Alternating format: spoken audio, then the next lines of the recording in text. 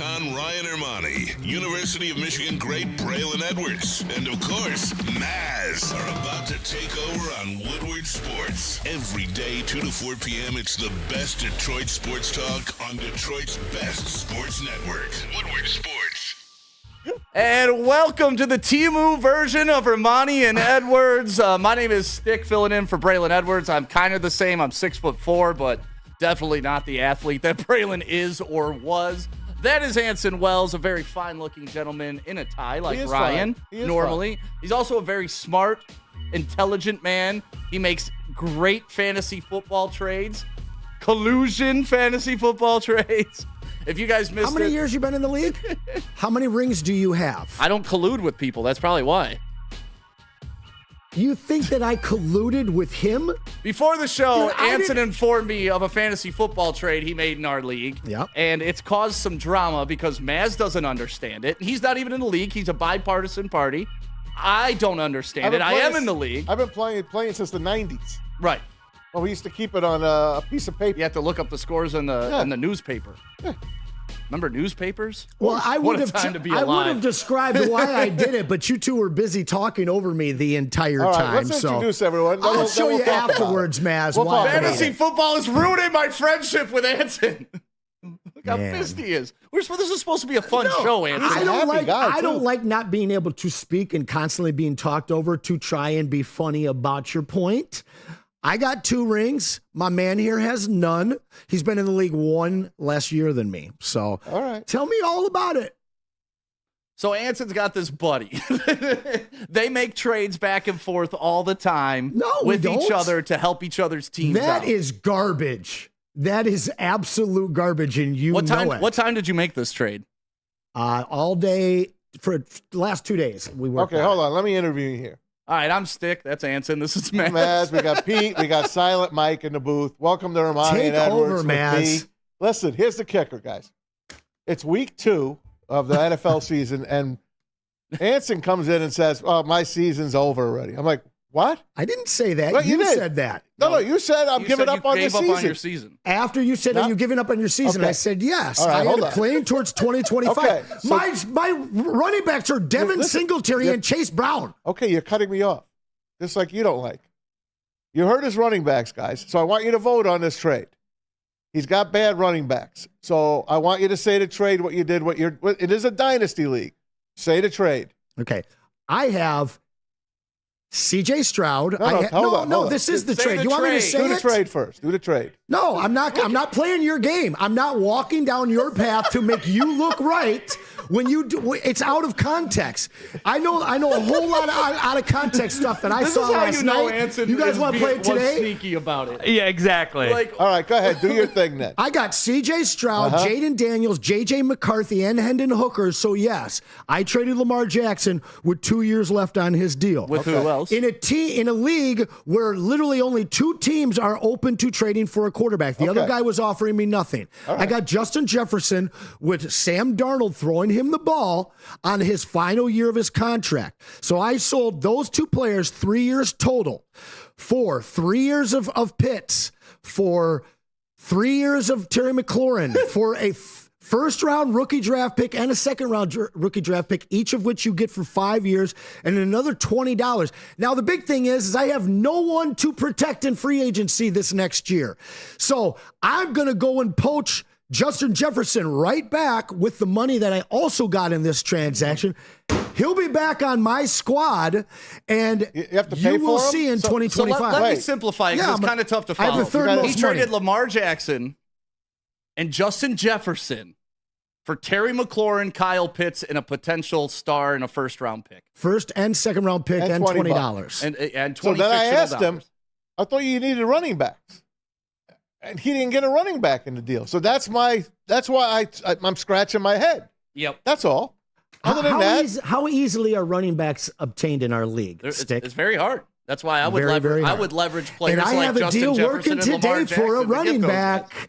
using one of my 7 tight ends. And I'm sure it's with the same guy. No, it's definitely either not. way, welcome to the I Ermanni. thought we don't talk about fantasy here, and you lead off with it. Well, I mean, I couldn't help it this time. It went from being like us, like getting ready to the show, to Anson just going like being so angry because he knows. No, because you guys want to just keep talking over me, and you want to poke, and you want to poke, and then I'll get a little pissed. I'm an Aries. I'll show you some fire. Let's go. Jeffrey Martin says horrible trade. Not even week 2 yet. Right. That's the other thing. I gave up on my team. It's week 2, bro. What are you doing? Either way, you know which team kind of all get. Listen, when we play and I smack him down, I will hopefully have him here in between Braylon and I or whoever is here. He was the worst team in the league last year, but he's going to smack me down. Okay. Yeah, the worst team in the league who won the toilet bowl and got the first #1 pick. Turn that into a couple players. Okay. All right. 2 championships to none. A team we've all given up on, but actually, this is why you don't give up on teams early. This is like the Tigers trading Tariq Skubal for a minor league prospect. You don't do it. You just don't do it. Anson would do it, but or trading high and buying low. The Tigers didn't do it, and last night their bats came alive. They are now 3 games over 500, and I got to be honest, I had the shovel. I had the 6-foot hole dug probably about 2 months ago, and even like before this last 25-game stretch, it was, okay, mathematically, there's just no way this is going to happen, but here we are, Tom Mazaway. I'm their luck charm. You're their luck charm? I go to the games. They don't really lose the games I go to. I've seen about 8 Tariq Skubal wins. Last night I was there, 11-0. I was there for the 15-1 drubbing when they knocked off Seattle last month. This team is such a together team. And Parker Meadows, leadoff, home run last night. Then he gets another couple singles, gets a couple of walks. The guy is on fire. They are all playing so well together. And tonight, Casey Mize gets the ball. You got to get out in front of this Colorado team. Colorado's very bad. 54 wins. They're lucky the White Sox and the Miami Marlins are in the league. Otherwise, they would have. They're even bad at home. They're terrible, man. They are terrible. They make errors. It was a guy got hit in the groin last night. One of their relief pitchers. Everyone stood up and was clapping for him as he was walking off the field, bending over in pain. They're right there, man. The Twins won. The Royals won. So we just got to help ourselves, keep on winning, and see how it goes.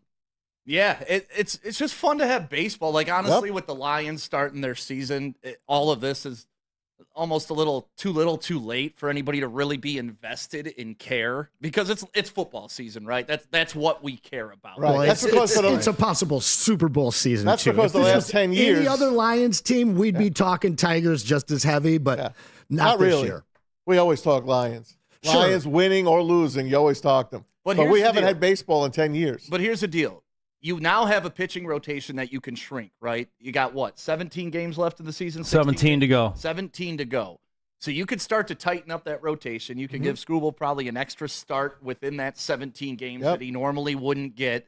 And now you're starting to look at the math, and you're starting to look at who can start. You're starting to think, my God, if the bats could just support, and this is what we've been waiting on all year, right? The bats to finally support the pitching. But if the bats can finally catch up to that, or even be 50% of what our pitching has been, you don't want to play a hot team going into the baseball. Baseball is the one sport where you see it probably more than any. The wild card team gets in hot, and they got 2 pitchers or 3 pitchers, so they can do that tight rotation. They move their 4th and 5th starter as to short relievers, and they just become a better team out of nowhere. So if the Tigers can get hot, we could be talking October baseball here in Detroit, man. That would be so fantastic, man. And the weather's been outstanding.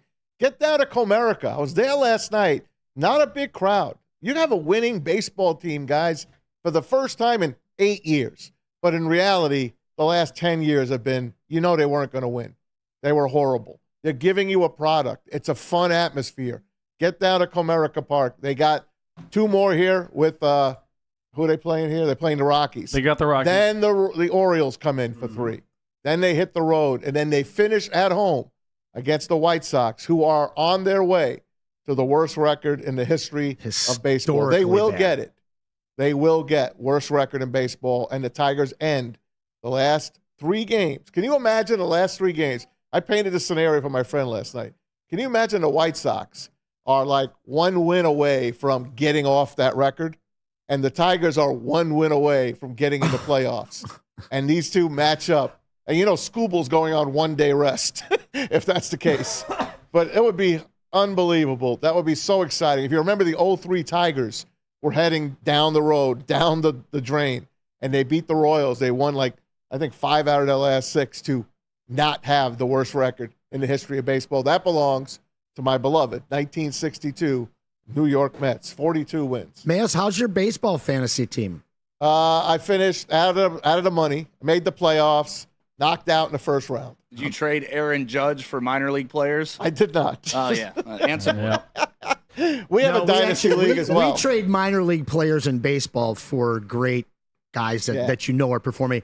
And we are in the midst of a real strong showing right now up against the guy that dominated the league in the playoffs with my collusion partner. Yeah, isn't that funny? Him and the guy you just traded with are also co-managers in fantasy and baseball also together. Lifelong, heated, bitter rivals in everything sports. So no, I am not handing DPO anything. I would certainly hand you more things than I would hand DPO, just like I handed you Jordan Love for a pick that turned into Jaden Daniels. How did that work out? All right, we're done now with fantasy talk. Yeah. No, I'm not. You spun it back into fantasy. You guys started it. Y'all started it. Anyway, Tigers and Rockies tonight, 6:40. Go to the game, guys. Can I make one point about the wild card race? If you do take a look at it, the Tigers do have the best win streak right now in the AL at only 3 games. It seems like that the teams that are in front of the Tigers are backing up into the Tigers, and the Tigers are working their way up to them. It seems like everybody else is flat where the Tigers are on the way up. So time to buy in on the Tigers. Yeah, that's the thing. You're buying low on them too, Right.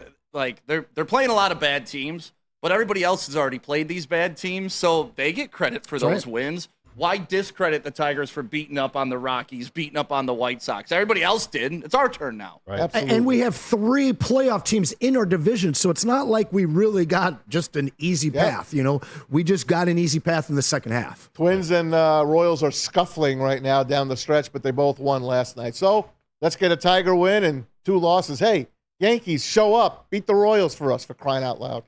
Well, we got a lot of stuff to talk about today. We definitely wanted to address the Tigers because I didn't think any of us are sitting here 3 games out of the wild card, too, right? Is it 3 games? 3 games. Because of the way it fell last night. They were 2.5, but now they're 3. Correct. It was 3, then it went to 2.5 during the Twins game. Yeah, then once it went they back. won, it goes back up to 3. Yep, but we got Dan Miller joining the show today. Dapper Dan. Dapper Dan, baby. All right. This is the first in-season appearance of Dan Miller this year. Obviously, if you listen to the Lions and you hear those calls from Dan Miller, it's absolute classic.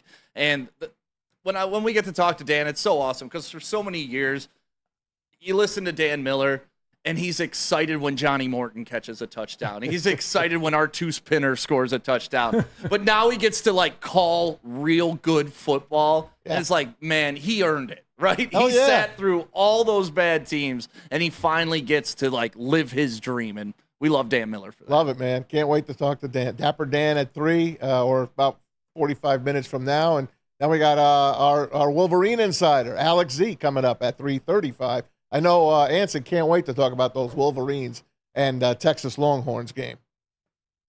I mean, got smoked. They did. They stink. They don't stink. I think they do. Why do they stink? Because they lost to a potential national champion? They look bad. By the way, their head coach got his contract today. Yep, Sherrone Moore. It's funny how so many Wolverines were not active on Sunday in their first week of NFL football. I mean, maybe it's tough to get on the field when you don't know what's the play call of the opposition is. I don't know. I know their head coach won, though. Did he? Who'd he play? Where's Mel Tucker? Who'd he play? Where's Mel Tucker at? Mel. He played the Raiders. I mean, I'm not a Michigan guy, but if you want to play this game, this is my problem with the Michigan State rivalry. Neither of them have a leg to stand on right now. It's literally like watching the presidential debate last night. It's like, did you watch? I watched part of it. Did you watch? You have to watch it. I know. It's a part of the fabric of America. I refuse to watch that crap. Yeah, I did. Do you already have your mind made up of who you're voting for, though? Oh yeah. Okay. But still, even if I didn't, I wouldn't have watched it. Why? It's the best. This isn't Kennedy Nixon. It's reality television at its finest. It's kind of hard to not watch because when the discussion inevitably comes up in your circle of people, it's good to have a reference point. I understand that, but I read on Twitter, and I heard it was like an unfair fight last night. I didn't watch it, but I heard the guys, the commentators on ABC, the 2 of them, kind of like took Trump to task and did not question Kamala. Certainly was, but I'll tell you. It is what it is. I don't want to get into that, but yeah, I would Neither agree. do I. I don't care.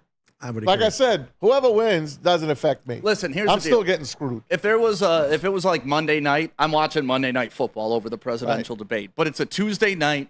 There's nothing else on TV. Baseball. I actually personally enjoy the theater and the chaos. Like, I'm an agent of chaos, so I like watching this whole thing happen. No And doubt. whoever wins, I've always been in the camp of it. I'm going to do what I do daily, and I'm going to take care of my life. I'm going to take care of my kids. All that stuff's out there, and I understand it affects us day to day. But at the end of the day, you still got to be accountable for who you are. So I could just sit back. It's literally like me watching a Michigan State game. That's why. Are you down the middle with that? I don't care about Michigan State. I always said, like, I Michigan State's got a shot this year to beat them. They do. Yeah, they do. Okay. A real shot. I mean, realistically, every year both teams have a shot because there's just so much at stake between the two teams. We've seen each team win games that they weren't supposed to. That's what a rivalry is. But that's why watching the two fan bases like Spenny champion their victory over Maryland while bashing a loss to Texas. Yeah. Objectively, it's like, come on, guys. Like, what are we doing here? I know. You know, saying Michigan's done because they lost to a potential Heisman-winning quarterback and a potential national championship. He's going to be the number team. one pick in the draft. He should be. Quinn Ewers. So Michigan lost to him. Big deal. Like, if they lose 4 or 5 games, Yeah. we can have the conversation. But throwing the baby out with the bathwater after one game, I'm not a part of that. Michigan will still have a decent football team on the field. They're not bad. They're just not great this year. Right. And that's okay. Sports fans in the state of Michigan tend to have knee-jerk reactions. Week 1, week 2. I mean, remember what that's happened any after we sports lost fan. to Seattle last year? Everybody was ready to bury the Lions a week after they were ready to crown them. So, a lot of season left. A lot of season left for both teams. Yeah, but that's also part of the reason I don't want people getting too high off this Rams win either. Like, it was a nice win. I love beating Matt Stafford. Yeah. I love it. Like, John. one of my favorite things to ever happen. John Stafford. Yeah, John Stafford. One of my favorite things to happen in the past 6 months is watching that guy leave Ford Field with his head down and an L in his pocket. What is John Stafford? That's his real name. That's the real name. Really? Yeah. John Matthew. Johnny Boy. Yeah. Interesting. But watching that, it was great. But we went through this last year. Beating Mahomes was great week 1. And then what happened? You came home, you let down your guard, and next thing you know, you're 1-1, and everybody's like, oh, God, this defense let up 4,000 They lost points. 3 guys that game. Yeah, listen, it wasn't a That was great a game. bloodbath. It wasn't a great game. And you got to learn from history, right? So if you're the Lions, you got to make sure you're watching that and being like, guys, last year we had a great week 1 win too. But week 2, we got to follow it up. Week 1 doesn't matter anymore. Matthew Stafford doesn't matter anymore. Honestly, he will not be mentioned with the Lions in the same sentence ever again, really, unless they play him. At Ford Field. Yeah, and it would have to be in a playoff game. So that's the only time we'll ever address the Stafford situation, or at least I will. No, that's a fact. Because I got nothing to say about the guy now that we're not playing him. No, Boot him, kids. Yeah, well, the kids got to watch Daddy lose twice. I had the Love shirt that. on Sunday, baby. Yeah, lots of people did. That's right. Well, that was the coolest thing. At Hayes, a couple people showed up in the Boot M Kids shirt. That's awesome. At the pregame show, you were Yep, wearing it. I I wore- saw yep. another guy wearing, so like the Boot That's M good. Kids shirt, one of our best sellers. You got to love it. I do love that. Love it. Maz, are you excited about this week? what are you kidding, man? Your boy Baker Mayfield? Baker Mayfield's coming in. It's another playoff rematch, right? Yes. Let's hold serve at Ford Field. Win your home games, man. Go on the road, do the best you can, but you got to win your home games. Tampa Bay comes in riding high, man. They put up, 37 on Washington last week, 4 touchdowns for Baker Mayfield, 2 of them to Mike Evans. Mike Evans torched the Lions in the playoff game. And they won. They were the better team. Better team won that game. Every number 1 wide receiver smoked the Lions at Right. the end of the season. Different time this time. Matter of fact, Dan Campbell spoke today about that revamped secondary and especially the rookie from Alabama, Terry and Arnold. Better players you play, the better you're going to get, especially if you're a competitor. And Arnold is a competitor, and he is unfazed. I think that is something that if you said, what do you know about Arnold? 100%. And for a guy this young, this early, I really feel like this guy's unfazed. I don't think you're going to get you're not going to have to worry about breaking his spirit or his competitiveness. He's just going to keep coming back for the next one. So So when you know that, a guy who'll just keep competing and keep trying to win and continue to improve, and he faces better competition over and over, he's just going to only raise his level of production and play. So I feel good about it. I love where he's at. He's going to keep getting better, and he's going to be a good corner in this league for a while, I believe. It's crazy when you think about the secondary last year and you think about the secondary this year. Not often do teams just completely overhaul an entire position to literally have no holdovers from last year. Yeah, they do. Who? You still got Branch. You still have. I'm talking cornerbacks. Okay. You do have Branch. You still have Kirby Joseph, but I'm talking your cornerbacks are gone. So Cam Sutton gone. Yeah. CJ gone. All those guys gone. CJ got torched, by the way, the other day. How beautiful was that? On Friday night. And how beautiful is it that our very own Easy from the heavyweights can chirp that guy anytime and get a reaction? That's awesome. Why, he did it?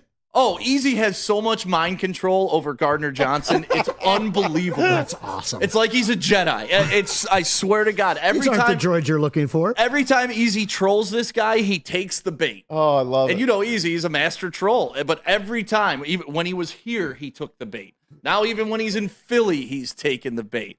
But no, when I looked at last game, and I've watched the game, I think 3 times now, because I'm just weird like that. And when there's nothing else to do at home, I'm going to watch the Lions game and key in on another player. But when I was watching the secondary, we talked about this a little bit during the post game. Nobody stood out, but when you're a cornerback, that's what you want, kind of, right? Like, you don't want to be the guy that they're calling the name because you're always getting passes completed on you. Nobody made a huge mistake. There was that one play for 60 yards where they kind of took some wonky angles. But outside of that, if you would have told me there were 2 rookies and 2 other new cornerbacks to this scheme, I wouldn't have guessed that the way they held the Rams to 20 points. Stafford did throw for 300 yards, but that's after 50 attempts. Yeah. Yeah, and they picked on Terrian.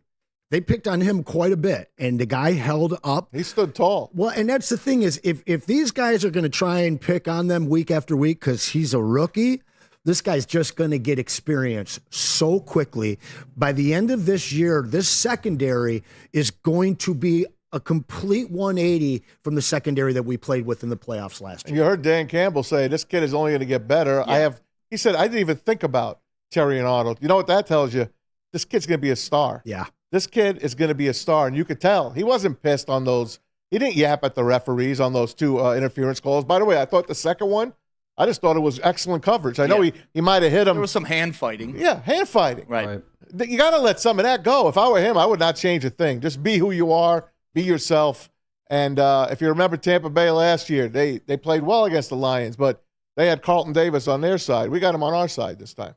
That helps a little bit. Yeah, and if you're Tampa Bay game planning for this team, right, like you can watch film of last year for the scheme, but you have no idea what all these new players are going to be like, how fast they're going to be, how hard they hit. Like, those are all the elements of surprise that the Lions are bringing this year. Eventually, all the rookies will put it on tape and everybody will see it, but there's still, you don't know what you're going to get out of Terry Arnold. So how do you prepare for that if you're offensive coordinator for the Bucs? You just got to kind of hope, I guess.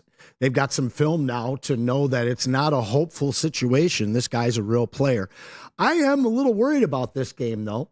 It really mirrors what we saw last year, an emotional victory against a top team to start things off. Now we're going on the road against a team that we licked just barely last year in the playoffs. And so this scares me. This is a game that I don't want to come back here next week and have to answer the questions to Lions fans that they inevitably have if we're 1-1. You're a Baker guy, right? Oh yeah. Now I've always been a Baker guy. I know Stick is starting to come around on I did him. last year. No, I became a Baker Mayfield fan last year. Yeah, I did, Maz. Well, and it's mostly Did you apologize to me? no. It's the contrast between him and it was a contrast between him and Stafford given the same question and answering completely differently. It was Right. It was a 3-pronged thing that brought me around on Baker Mayfield last year. One was the Stafford situation. Yeah. He was asked the same exact question a week later. Baker Mayfield praised the fans, praised the city, gave all credit, and said, man, I'm really happy for that. Matthew Stafford couldn't work up the gall to say, thank you, fans. Just my wife told me what you mean to her. So there was that about Baker Mayfield. Then afterwards, It during all the comes back to Stafford for you. Well, no, just at one point. I know. Just at one point. Then afterwards, at the Pro Bowl, if you guys watched the Pro Bowl of Skills course. Challenge, they asked Baker Mayfield about warming up for the Skills Challenge. And what was his response? My last throw was an interception to Derek Barnes. Yep. Once again, tipping his cap to the Lions and being a respectful human being. And the third thing, I don't know how I didn't know this, but he was a walk-on to win a Heisman. The first walk-on to do that. Only. That's a guy I can root for. Yeah. And I know he's been that for a long time, but for some reason that never made it on my radar. You got that prop year. down there with in the plastic bag, don't you? Oh, these are Jared golf balls. Oh, those are Baker's too. These are Baker's balls? Yeah. Baker balls. Those are Baker's too. He looks finally at home. This is a guy that was not supposed to be the number one pick. That was the Darnold, Rosen, Lamar year, and even Josh Allen. This was a guy that was an afterthought, ended up winning the Heisman Trophy. Really, in my opinion, stole it from Lamar. I thought he should have had it 2 years in a row. And, he was a volatile guy. He either had a taste for him or you couldn't stand him. He's hopped around a couple of teams, and now he's just landed in a place where he's got a great wide receiver room. You add in Bucky Irving along with the running back I can't think of right now. They've got great receiving weapons in the backfield. They've got Rashad White, you mean? Yes, thank you. That guy's name always eludes me, but he really seems at home, not only with his offensive cast around him, but that city for the first time has completely embraced Baker, and he's never experienced that in his career. Yeah. So having handled his loss last year, getting into the playoffs, winning a game like that, his confidence got to be riding high into this week 2 matchup with the Lions. Yeah, that's great. I hope the Lions rip his head off, though. All that being said, Agreed. I hope he winds up in a body bag this week. But hopes are great, but what are your feelings on this game? What do you think is going to happen? How about we go to the expert and hear from Dan Campbell about how they're preparing for Tampa Bay this week, and then I'll give you what I would do. And so this is a chance to get an early one. You get an early one, and you just don't know what this is going to mean down the road. And if you can put some money in the bank early in the season, it'll pay big dividends for you down the road. So I think that's the way you got to look at it. That's kind of looking out. Now, in the moment, we just have to improve, and I mentioned the other day, we just have to get a little bit better. And if we can do that as individuals, coaches, players, everything, then it'll raise the floor of our team significantly this week. And so that's really where we have to hone in on that and just worry about ourselves right now. And if we do that, we'll be okay. Hoping for a little more insight from Dan Campbell. That's the typical coach speak. We got to get a little bit better week by week. We're going to focus on ourselves. Don't forget they played them twice last year. Once in Tampa, once at home in the playoffs. Yeah, and here's another home know game. Each other. I can't wait. Ford Field's going to be rocking again on Sunday. 1 o'clock game. One of the rare 1 o'clock games this year. I don't know if you who was it? I think Brian Branch was telling Terrion Arnold, like, hey, this is louder than Alabama. And he didn't believe him. He said, I believe it now. And now he says, it's clearly louder than Alabama. It's a great home field right now. But yeah, if I'm the Lions, the thing you got to worry about is kind of what the Rams tried to do to you. Those 2-second, 3-step drops, quick passes. And they got, with Puka going out, I would argue that Tampa Bay has a better set of wide receivers. And then you got Trey Palmer as their third wide out, He's something a speedy like that. guy. Yeah, Trey Palmer can Player. put up some yards. Sneaky. But is Baker the quality of Stafford? Can he get it out that fast? And are they going to end up trying to take those shots? Because everybody bitched about the Lions defense during the game. I thought they did an incredible job for what they you got to give credit to the Rams for being like, okay, our offensive line is out. There's no way we're going to be able to hold from 5 to 7 seconds for a deep ball or anything like that. Let's just take the easiest route, just short routes. Let's target Kupp 20 times, but they're only going to be 5-yard catches.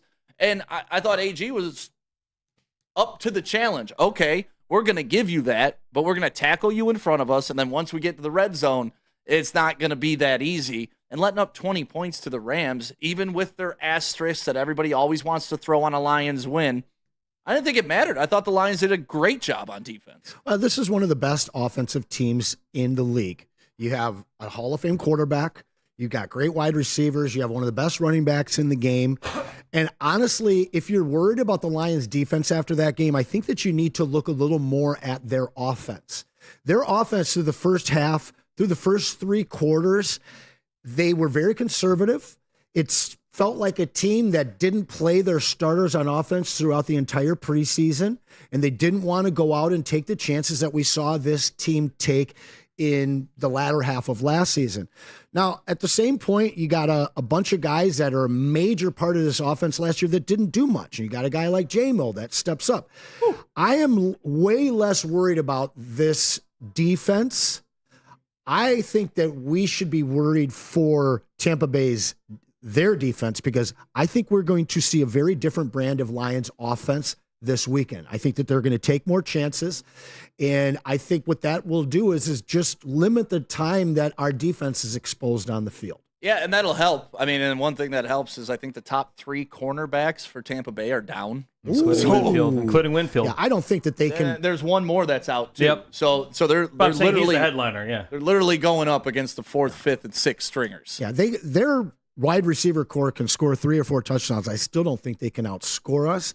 But again, I really think that this defense is much better than what you might be seeing looking at the statistics and how many yards they were able to accumulate, time of possession, all of that. I think a lot of that came down to Ben Johnson's conservative game plan, is I don't think they wanted to turn the ball over in that game. They knew better. Now, when I went back and watched the game several times, it was interesting. It's almost like Ben Johnson felt bad he wasn't using other parts of the offense. Yes. Right. Like, he was running the ball with Montgomery the first quarter, just ramming it down their throat. Didn't have a game. Just ramming it down their throat, right? And then all of a sudden he stops doing that because I think he maybe, I don't know if he feels pressure to get everybody else involved, but it's week 1. You want to get everybody some love. You want to get everybody involved, when he probably should have done what Jim Harbaugh did a lot at Michigan. Listen, this is working. Even though I have a quarterback that can throw the ball down the field, I'm just going to keep running the ball. Just keep running the ball. So give it to J.K. Dobbins. It's going to be interesting to see if they carry over that mentality into this game. Like, listen, if we're beating them while we're rushing the ball, we're not going to get off that until they stop us. Yeah. Because I felt like against the Rams, they got off that just because it was part of the game plan. Like, all right, we're going to run 10 times, then we're going to pass 10 times. So we disagreed on this at the post-game show. I want to ask you one more time. Wait for the break. Who was your player of the game? You can answer it afterwards. 2 guys, Monty or J-Mo.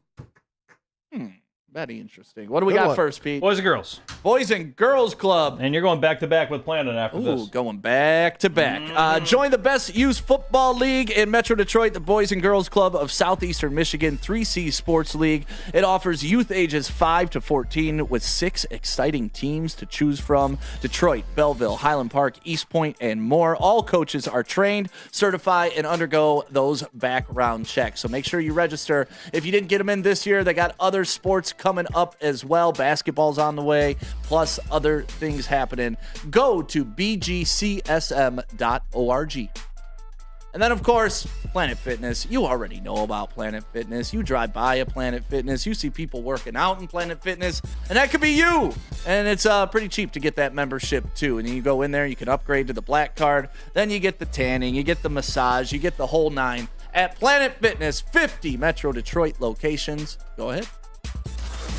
Can't get enough Lions coverage? Make sure you catch all Woodward sports shows every game day. Wake up with Woodward and Maine, giving you the latest insight into the Lions locker room and press conferences. Then join the Lions pregame show, highlighting key matchups, injuries, and what to watch for during the game. Follow all the ups and downs of the live game action with our Woodward Watch Party live on YouTube and WoodwardSports.com. After the game, check out the instant fan and host reactions with the Lions postgame show. Every game, it's wall-to-wall, kneecap-biting, high-fiving, chest-pumping Lions coverage. Hell yeah! Only at Detroit's #1 sports network, Woodward Sports. Woodward Sports, let's go! Braylon Edwards here, Premier Pet Supply. Man, just looking around, who's got it better than pets?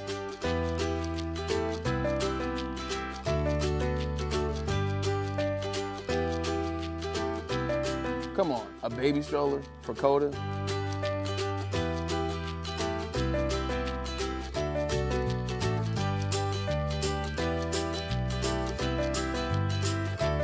A chef for Lola? Really?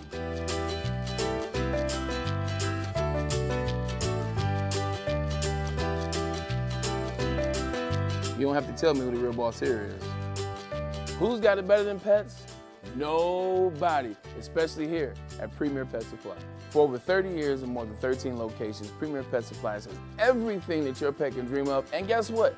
It's all under one roof. Premier Pet Supply, family owned, operated, and proud to call Metro Detroit home. Check out premierpetsupply.com or scan the QR code today. Who's got it better than pets? Nobody! A network for the city, by the city. Woodward Sports is Detroit Sports.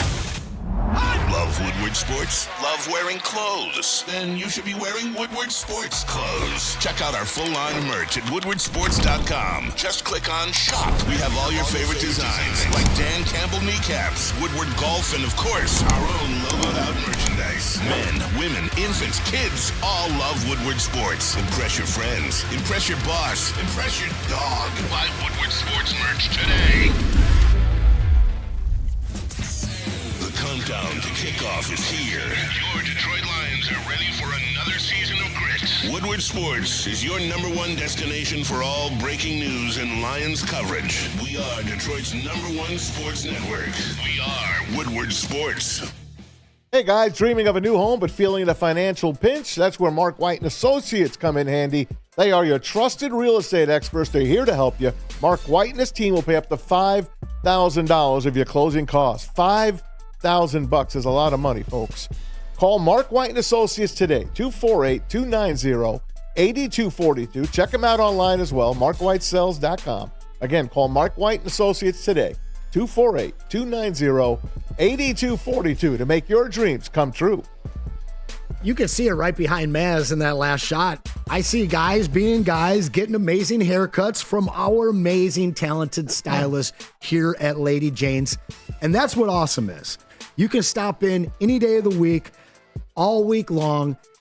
You don't need an appointment, or you can set one. But make sure you come out and see us here at Lady Jane's. Lady Jane's, it's wicked awesome. Look, I think we're all in this together. I mean, that's I think we all feed off each other. I think we've all been around the core of this team. We're going on 4 years together now. So I think we all kind of have the same heartbeat here. And to answer that question, no, I don't think there was a doubt in our mind we were going to win that game. We'd find a way. And that there's a hope and a belief, but that's from a demonstrated ability to get it done. And we begin to prove that we can do that. But that's taken a lot to get to this point, and you got to prove it again every week. Welcome back to Ermanni and Edwards with Maz live on the Woodward Sports Network. My name is Stick, filling in for Braylon. Braylon will actually be here at 3, though, before Dan Miller, hopefully. That is Anson. We got Maz. We got Silent Mike. We got Pete. Sir. Dan Campbell brings up something that I don't think gets talked about enough about this team. The continuity of keeping all your coaches for 4 years, keeping your right players, drafting them, cultivating them, building them up. Success is hard. It's even harder when you're constantly changing parts and constantly trying to tinker with it. Not saying you should never change, because Dan Campbell is also a prime example when Aubrey Pleasant was here. This ain't working, you got to go. He was quick with the change, but he made the right change, which is also important. Now, Pleasant's done well for himself. He's a assistant head coach with the Rams. And that's the thing. Sometimes it's just a fit, right? It's not that Aubrey Pleasant was a bad coach. It's just that at that time, with who we had and where we were trying to go, he wasn't the guy.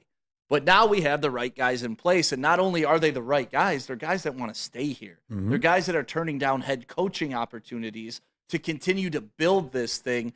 And I think that's a very special thing with the Detroit Lions right now, because if Ben Johnson leaves, you remember it last year. Is Ben Johnson going to leave? If he doesn't, if he does, oh my God, half the fan base, the world is falling. The only reason Jared Goff could ever play football was because Ben Johnson. Like, you heard all of that.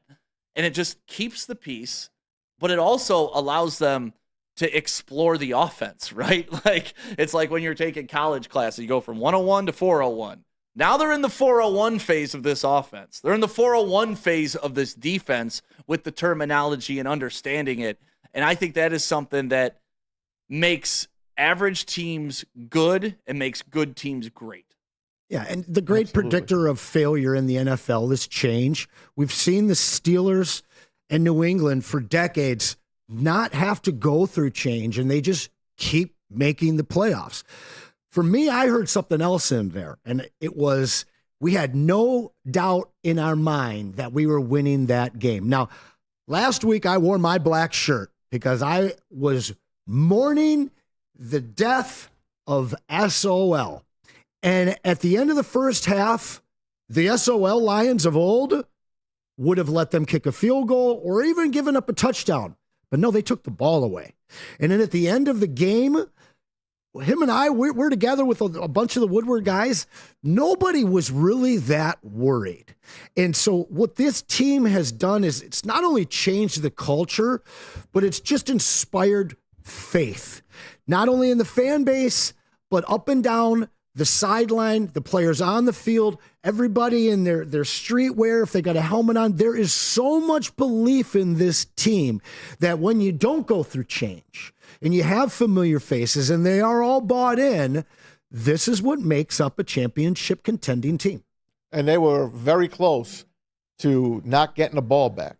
If Matthew Stafford completes that third down play, and he didn't, good defense, good pass rush. Well, Matthew Stafford. It wouldn't have happened. It wouldn't have happened. This time they got it back. And the question you asked going to the break, I want to bring that back. Reiterate it, please. Yeah. Who was your player of the game in that? Was it J-Mo with his coming out game, or was it Mr. Monty salting that one away?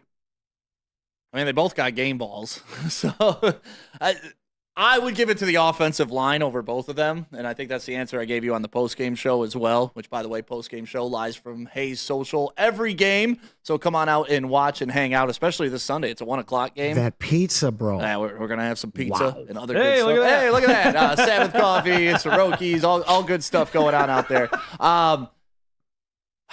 It's tough because when you score the game-winning touchdown in overtime and absolutely dominate the team, you're the guy, but J-Mo definitely had his imprint on there. So I don't know. Your top 5 wide receiver goes 3 for 13, and your number 2 that you're hoping to step up doesn't wait till week 6 to do it, does it in week 1 in one of the most important emotional victories the Lions need to have. Because going 0-1 sucks, but giving Matt Stafford a win in Ford Field in a Rams uniform would have been so much for the Lions faithful to bear. And that's what I like. Sorry, Lions fans. That's what I hate about the majority of you, because if you go back and you watch the live chat during our watch party, it is chicken little crazy. The sky is always falling. Jared Goff is not a good quarterback. AG doesn't have a good game plan. DC shouldn't be going for it. Like, it is. And when they're winning, it's, oh my God, the Super Bowl team, we're going. But the minute it gets close, not even losing, just close, it's this team's awful. Playoffs with this team? We've been abused fans for a long time. I get it, but don't be like that. I'm not one of them anymore. I'm cured, man. I'm good. I knew they were going to win that game somehow, some way. I was texting with some friends of mine, and they were the Chicken Littles. And I was like, right before the end of the fourth quarter happened, I'm like, what happened to David Montgomery? Now, I had an extra want for him because I had him on my team, my fantasy team. But I'm like, 50 yards in the first half, and then you don't hear him or see him anymore. And then someone was saying to me, Jahmyr Gibbs has got to be in every single play. I'm like, Montgomery belongs in that game equally. And what happens? He's the hammer to close that game. I'm giving him the game ball. And he is my MVP of that game because he won that game for them, flat out. After the coin toss, of course. That was great. They made a couple of signings today, just to bring everyone up to date. They brought back Kyle Pecco, who was on their practice squad. So you got a defensive lineman coming up to the roster now. Ooh. And they signed a backup kicker. Does that mean Reeder isn't going to play? Doesn't sound like it. All right. Greg Joseph, the former Viking. Okay. Big That's leg. a good backup. He is going to be in camp with Jake Bates, and just in case something happens, Bates was great, but it's always good to have a backup, right? So those are your two moves for the Lions today. I mean, I'm not going to get too excited about a kicker, but that's cool. I'm glad they signed some backups there. I don't know. I thought That's all they're going to do. Yeah. Because they have a great roster. Yeah. Just expect them to tweak it, and you're going to bring up at least one practice squad player per week because he leaves the roster at 52. Right now it's at 53 with Pecco. Okay. So I see an issue that was highlighted by Amon-Ra's stat line. Amon-Ra was operating on the outside a lot in that game because Khalif Raymond can't. He's not big enough. So you saw Khalif in the slot a lot, and I think that really affected Amon-Ra St. Brown's game. We just talked about how complete this roster is. We're still missing that number 3 wide receiver. No, you're not. You don't think so? No. 1A is St. Brown. 1B is J-Mo. 1C is Sam Laporta. 1D, 2D or whatever is Khalif Raymond. I think it's a bigger issue than you're letting on to. When you see what Amon-Ra did because he was on the outside, I know he's getting some bracket coverage and everything, but if that's the look of this offense now, where anytime you've got a 3 wide receiver set, it's always Khalif Raymond, that's going to be pushing Amon-Ra out to the side, and that is not where he eats. Right. I get that. But maybe they're becoming more of a running team. But also, maybe they're guys, changing their way. Let's give credit to the other team, right? I mean, their coaches they had a great paid defensive too. scheme. Like the Baltimore, when they played Kansas City last year in the playoffs, Travis Kelce was up and down the field. I think he had 11 catches, 150 some odd yards. This time during the regular season to kick it off, Travis Kelce didn't do a damn thing. Nope. If you look at last year's playoff game, Amon-Ra St. Brown, 7 receptions, 110 yards. So don't you think that LA was like, okay, if we need to take away one guy, this is the guy we're going to take away. And they successfully did that. Yep. But what you see is this is not one guy. Like if you take away Cooper Kupp from LA, they're done. They're done. They're you take done. away Amon-Ra St. Brown from the Lions. They got more. You got Laporta. You got Gibbs. You got Montgomery. You got it. I forgot about Gibbs J-Mo. as a receiver. Now That's you got another J-Mo receiver. too. So, like, I get that we want to talk about Amon-Ra St. Brown's game. But listen, like Neil says, those guys drive expensive cars too. And that was their game plan. Limit Amon-Ra St. Brown. And it didn't work. And I was going to say they game plan the wrong guy because you guys are looking for the number 3 receiver. It's Jahmyr Gibbs. On Woodward in Maine, which you can hear on Sundays, 8 to 9 in the morning, right here on Woodward Sports. Terry Foster said it.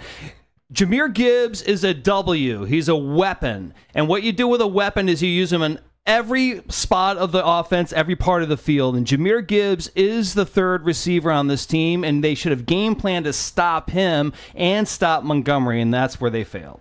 I like your ribbon, Pete. I just noticed that. 9/11 ribbon, baby. Amen. Amen. God bless. Oh, that is New York today. City, God bless everyone. God today. bless, no doubt. Never forget Where that. were you on 9/11, Mass? I was on. I didn't want to bring down the subject. I was at WJR, and they sent me home because I was in agony. My sisters were in New York that day, and they were downtown, and I was worried about them. That was a mess, and I still am. Google building number 7, everyone. Don't get the site shut down. Yeah. I just said what to Google. Yeah, I don't. It's another building that came down that day. By the way, we have a super chat thanks to Byrne.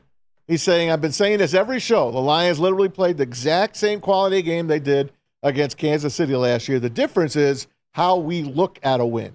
So, yeah, no, I mean we've retrained ourselves as Lions fans. Like, thank you, Byrne. And we should. Wins are important still, but they're not as important as they used to be. If that makes any sense, because we don't need the Lions to win the division. We don't need the Lions to go like what 13-4, 14-3, and lead the NFL in victories. I wouldn't mind. I wouldn't mind. That's a nice thing now, right? I think they can actually. I think they can too. Yeah. But I think all of us in this room have the confidence where if they go on the road in the playoff game, it's no longer life or death. Absolutely. So that's what I mean by like their margin for error is more because they're a better team. Well, I want to stay out of the cold though. Yeah. If I have to or go on the the outdoors, road. right? If I want to go on the road. I don't want to go to Chicago. I don't want to go to Philly. I don't want to go to Washington. God, if they get in by an accident, you don't want to go to outdoors. This is an indoor team. Yep. They thrive in the indoors, and the Super Bowl is indoors at the Superdome. This is a Lions team that, as fans, we had to use our fingers to count the wins.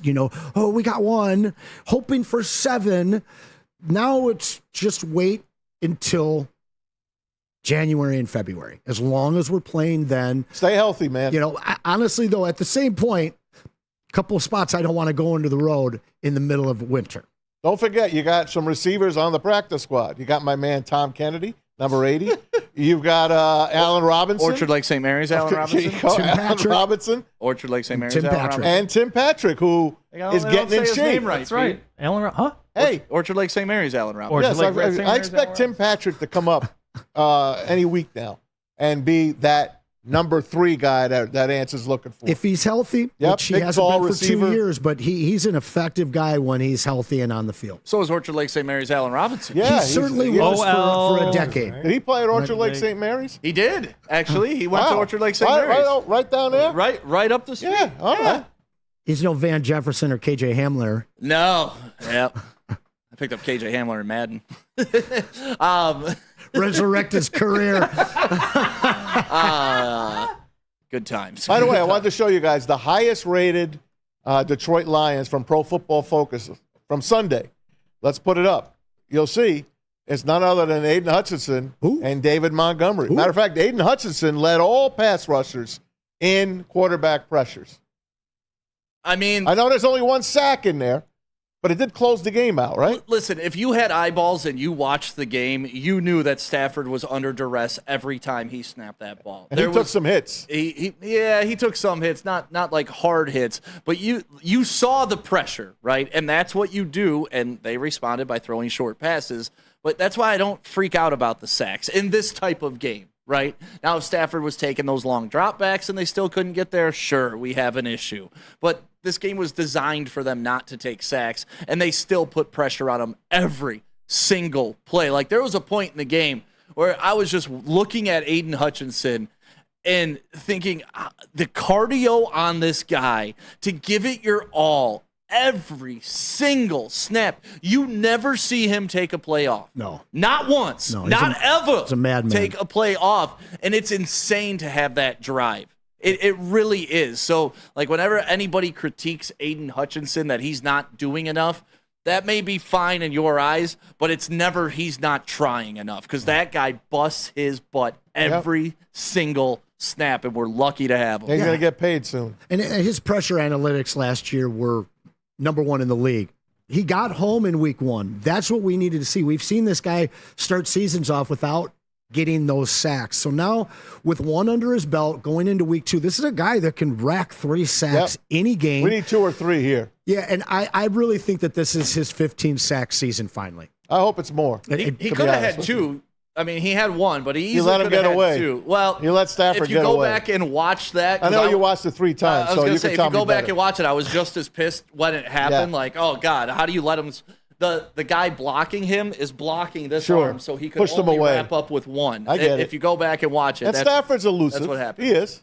But that's why I like going back and watching these games, because in the moment I'm like, how do you let a guy like that? Like, you have your arm around him. Then I watch it, I'm like, oh, that makes a lot of sense. There's a 300-pound man pushing him the other way. And that 60-yard play was all yards after the catch. Yeah. Like you said, they went one way. The receiver made a great move and was off to the races. Yep. That's why, honestly, I love going back and watching the You game, could take like, those several 60 times. yards off of Stafford. Yeah, and then what does he That's have? like- that's 240 like a 10-yard. on 49 passes? Exactly. That's like a 10-yarder. That was all after the catch. And guys make plays. That's what this league is about. But what I don't see the Lions doing is missing tackles. Just completely out of plays defensively, where a 6-yard gain is a 25-yard gain. This defense is just going to keep getting better and better. When you see what they were able to do against the Rams with as many young guys as they have, you've got to be excited for what's to come. Yeah, I'm just reading some of the chats here. All I know is downtown is going to be a madhouse on Sunday. Tigers have a 12:10 p.m. start, and Lions have a 1 p.m. start. Maz, you doing the double dip? I know you love to do the double dip. I do love the double dip.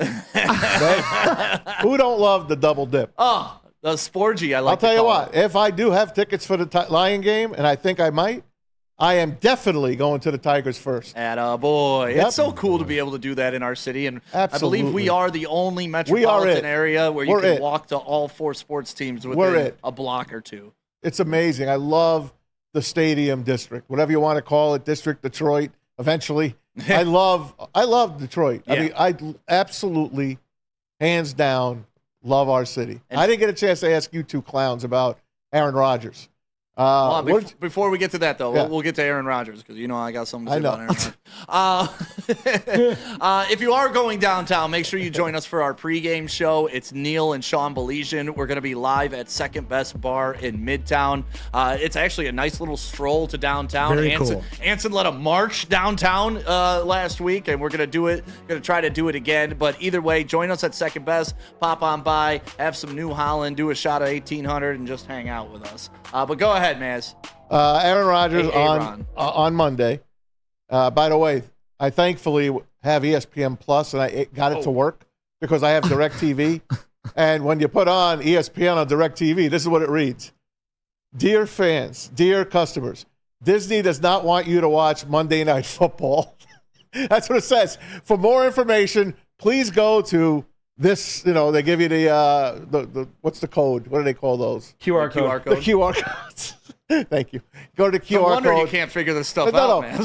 No. So then you were able to get a $30 refund if you're a DirecTV guy. So I put in for that, and then I go to my app, and it still won't work. So I'm like, how am I going to do? So I'm like, let me sign out of this damn thing on the television. Sign back in, and it worked. And it worked. I wish it didn't work because I really didn't like what I saw. I do think Aaron Rodgers is on his way back. He's not back yet, but man, there's nobody that throws a football like that man. He can't move like he used to, not yet. And I know he's a little worried about the Achilles. I know he is. I could see it. But the Jets they disappointed the hell out of me. And I know you guys are not big fans of Aaron Rodgers, but tell me what you saw in the old quarterback on Monday. Saw Aaron Rodgers, back shoulder throws, leading his wide receiver, throwing them open, as they like to say. Listen, the guy's a talented quarterback. I just think he's a horrible teammate. That's where I draw the line. It's like LeBron and me. I think LeBron's a hell of an athlete. How can you deny that? But you also can't deny that he railroads every coach and hates every teammate he has. And that's the way I feel about Aaron Rodgers. First year with the Jets, doesn't show up to training camp, doesn't gain that rapport with his new wide receivers, forces some guys out. I want Allen Lazard in. Lazard proved to be okay. But that's where I just don't like Aaron Rodgers. Talent-wise, dude can sling it. Yeah, I wasn't buying the Jets are a playoff team. I couldn't buy it. They were solid last year. They had, pretty mediocre at the very best in terms of quarterback play. The defense is really strong, but I don't think it's this world-stopping defense that people like to make it out to be. Yeah. Garrett Wilson looked a little disillusioned. Really? I thought he looked great. I thought he looked frustrated. Allen Lazard took more snaps than Garrett Wilson in that game, which to me is kind of crazy. See, I actually thought he made Garrett Wilson like a viable wide receiver. I thought he looked the best of any Jet out there. Yeah. See, let's ask the former Jet when he comes in. I thought that he looked frustrated. His body language in that game was frustrated. Now, obviously, we're losing, so everybody would be frustrated over that fact. See, I read everything different. To me, it looked like Garrett Wilson was like, "Hey, I finally got a quarterback that can throw me a football." Yeah. So, well, he does, but I still felt like that whole team looked frustrated in the second half of that game. Brees wasn't popping off like he would like to be. I thought that they should have seen a little more Braylon Allen. They used him in the last possession, and he looked pretty sharp. Good rookie. I just don't. I mean, they've got to utilize Ty Conklin. They've got to get the ball to Wilson more, and they've got to mix up their running attack a little bit more. But again, I wasn't buying this team just write them into the playoffs. You said it. Where was Ty Conklin? Aaron Rodgers is known for throwing to his tight ends. You said it. Maybe he didn't get open. I don't know. They didn't look good. That's all I could say. Yeah, it's interesting because when the Lions were in the process of hiring Dan Campbell, Robert Saleh was one of the targets, and you thought coming from luckily they didn't take defensive coordinator, he's from Dearborn. Yeah. This would be our guy. New York soured on him real quick. Yeah, real quick. He's not the guy for that job, by the way. He's not. He doesn't get the respect of that locker room. You saw Sauce Gardner take himself out of the game, sit on the sideline like a spoiled brat. That don't happen if the coach is commanding everything. I'm just saying. I don't know enough about Sauce in that situation to call him a spoiled brat. Maybe the coach was being a little off base. That was a weird situation. Still, you're a player. You're a second year or third year player. Get your ass out on the field and help your team, unless you're hurt. You're the best cornerback in the league. We need you on the field. That's all I got. Quarterback since Joe Montana. That's all I'm going to say about that. All right, we got Braylon Edwards going to step in for me. I am out of here. Dan Miller is up next, correct? You bet. Yes, he is. Before you go, though. What do we got? Oh, Yeah. Caesars Sportsbook, $1,000 at a bonus bet if your bet loses. Use code word Woodward1000. Go sign up right now. It's real easy. Just scan that QR code above my head. Caesars Sportsbook, the official sportsbook of Woodward Sports. Yes, sir. And Dr. Pierce loves them as well. I guarantee it. Don't forget our injury expert with Dr. Jeff Pierce, Michigan Sports and Spine. Make sure you join Dr. Pierce every Tuesday with Big D Energy. He is with us on Thursday. That means tomorrow, Dr. Jeff Pierce will keep you in the game. Trust a guide at DMAC and Braylon Trust. For more information, visit MichiganSportsandSpine.com or give him a call, 248-426-9944. Tell Dr. Jeff Pierce that Maz set you in. And you get down to the best pet store in Michigan. It's PremierPetSupply.com. Make sure you get them because they are family-owned and operated for over 30 years. 13 Metro Detroit locations, over 60 brands of food at the lowest prices available. It's PremierPetSupply.com. It's bear hunting season, and Dan Campbell is hungry for some kneecaps. If you can just get a hold of them and you start dragging their ass out to the deep, dark abyss, you can drown them. The Kings of the North are back for another year of the brand new Lions. Make sure you're locked in to Detroit's #1 sports network for all the news and info on your Detroit Lions. Woodward Sports, let's go. Yo, let me just say, I love Planet Fitness. Trying out Planet Fitness and dang, they got lots of equipment. Not me getting a Planet Fitness membership just for the 24-hour perk. Listen, the PF Black Card is worth every penny for this hydro massage. I'm a new man. Did y'all know that the PF app has workouts you can do at home? Cheapest therapy I can find is Planet Fitness. All the benefits, all for less. Planet Fitness, big fitness energy for all. The most talked about Detroit media by other Detroit media, and we love it. It's the Woodward Sports Network. Braylon Edwards here, Premier Pet Supply. Man, just looking around, who's got it better than pets?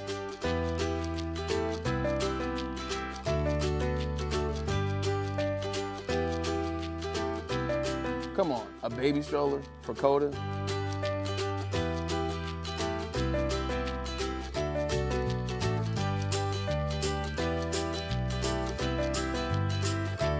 A chef for Lola? Really?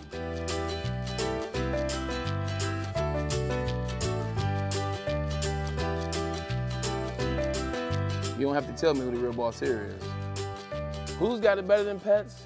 Nobody, especially here at Premier Pet Supply. For over 30 years and more than 13 locations, Premier Pet Supply has everything that your pet can dream of, and guess what? It's all under one roof. Premier Pet Supply, family owned, operated, and proud to call Metro Detroit home. Check out PremierPetSupply.com or scan the QR code today. Who's got it better than pets? Nobody!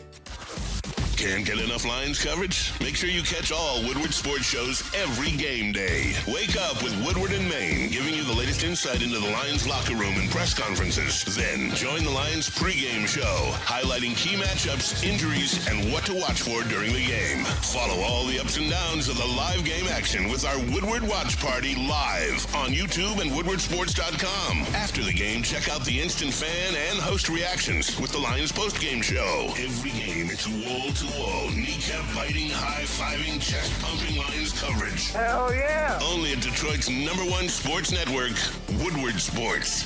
Woodward Sports, let's go.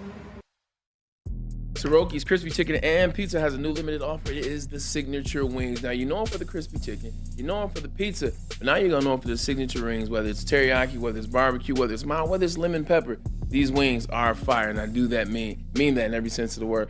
That's not just speed. They still have the crispy chicken. They still have the pizza. And oh, by the way, it's the best fountain sodas in the game, according to Maz. Oh, yeah. And don't forget about those honey biscuits. Man, Soroki's is a place to be. It's popping up all over Michigan. Check them out, Soroki's. You know what you do when you run a fantastic business for over 5 decades. Oh, yeah. That's right. You expand and offer more products to more people, and that is exactly what our friends at Les Stanford has done. They have added Les Stanford Buick GMC with the same great service that customers have come to know and expect once again for over 5 decades. It's on Woodward Avenue, just south of 9 Mile. Check out Les Stanford in Dearborn today at lesstanford.com. Les Stanford Chevrolet, together, let's drive. Let's definitely drive. Braylon Edwards, Anson Wells, appreciate you guys holding it down. Had a family emergency. Stick, shout out to you. That's why you make things work here around Woodward Sports. We always have each other's back. Anson, real quick, because we got Dan Miller online. How are you? Everything good? I'm very good, man. It's good to have you back. Good to have you guys. We'll do the song and dance later. Let's get him in right now. Fox 2's Dan Miller, the voice of the Detroit Lions. Always a pleasure when we have you on the show. How are you doing, my friend? Well, how you guys doing today? Well, great, Dan. 1-0, baby. We love it, man. We're doing good. We're 1-0. I feel like this is a fair question. Let's get into it. Offense or defense? Was it the offensive struggles early on? And let me start by saying this. It's week 1. Not reading too much into anything. It's week 1. It's going to be a long season. You got the W. That's all that matters. But now looking at that, we've had a couple days to look at the game. Offense struggles with Jared Goff, struggles with getting into some sense of rhythm, or defense 17 unanswered in the second half and actually letting the Rams take over. Which one worries you the most? Not worried, but about the offense. Okay. I mean, yeah. Listen, that offense. We know who that offense is. They've got the same guys in there. And Jared Goff, talking to him this week, he said, "Look, there were some procedural things getting in and out of the huddle, some details that they have to be better on. I don't think they were that far off. When they were up 17-3, you're feeling pretty good." Keeping in mind, too, that's a good football team they played. That's a team that thinks they can win the division. That's a team that thinks they can, possibly get to a Super Bowl. Defensively, I expected that secondary was going to have some struggles at times. I mean, they just haven't played together that much. If you go through it, Arnold's been hurt, Davis has been hurt, Robertson's been hurt, Branch has been hurt. You got 4 guys there that are either new or playing in a different position. So I anticipated that there might be some issues there.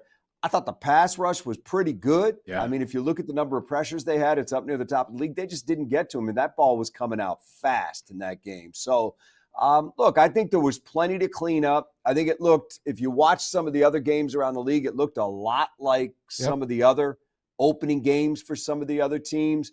But, I still want to see that defense, what it can ultimately become.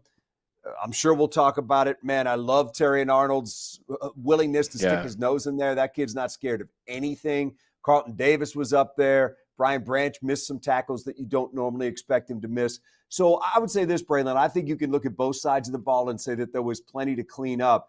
But in this league, the good thing is get your facility on Monday with a win in your pocket and then try to figure it out. Gotta love the voice of reason, Dan Miller. You're absolutely right about this. Week 1 last year, 2 years ago, 61 touchdowns. This week, only 35 thrown through the air, so it is changing. Let's focus on something positive, though. You and I have talked about Jameson Williams ad nauseum, what he could be, if he's that, if he could be a semblance of what he was at Alabama. This offense could light up, and he could be a beacon of light for the Detroit Lions. Well, 5 for 124 and a touchdown. I mean, he looked the part on Sunday night. Talk about Jameson Williams. Look, man, it's just, and you're right. We've talked about this a lot. Just get the ball in his hands. And it shouldn't be lost that this is the first season opener that he's been able to play in. Yeah. His first year is dealing with the knee. Second year is dealing with the suspension. So right now for him, it's all football. They're able to go out there and just play, not worry about all the other stuff that's going on off the field. I just love where he's at right now. I love his attitude. I love just watching his body language out there. He's smiling. He's having a good time. And when you come to the football part of it, it's like I've talked about with you guys a number of times, get him between 60 and 80 catches this year, where he's the second or third leading receiver on this team with Amon-Ra and Laporta. And if you get the ball in his hands, good things are going to happen, because that speed, if you get that much of an edge on the defender, something good will happen. He's going to get a big play. So what I saw in that game, is what I anticipate he can be in this league. There's so much talent there, guys. He just has to put it all together. You're now dealing with somebody who's caught, 29 passes in this league? 29 passes, yeah. Yeah, I mean, look, this kid is special. It's just got to come out, and that's a heck of an opening act for him to say that this is going to be his year.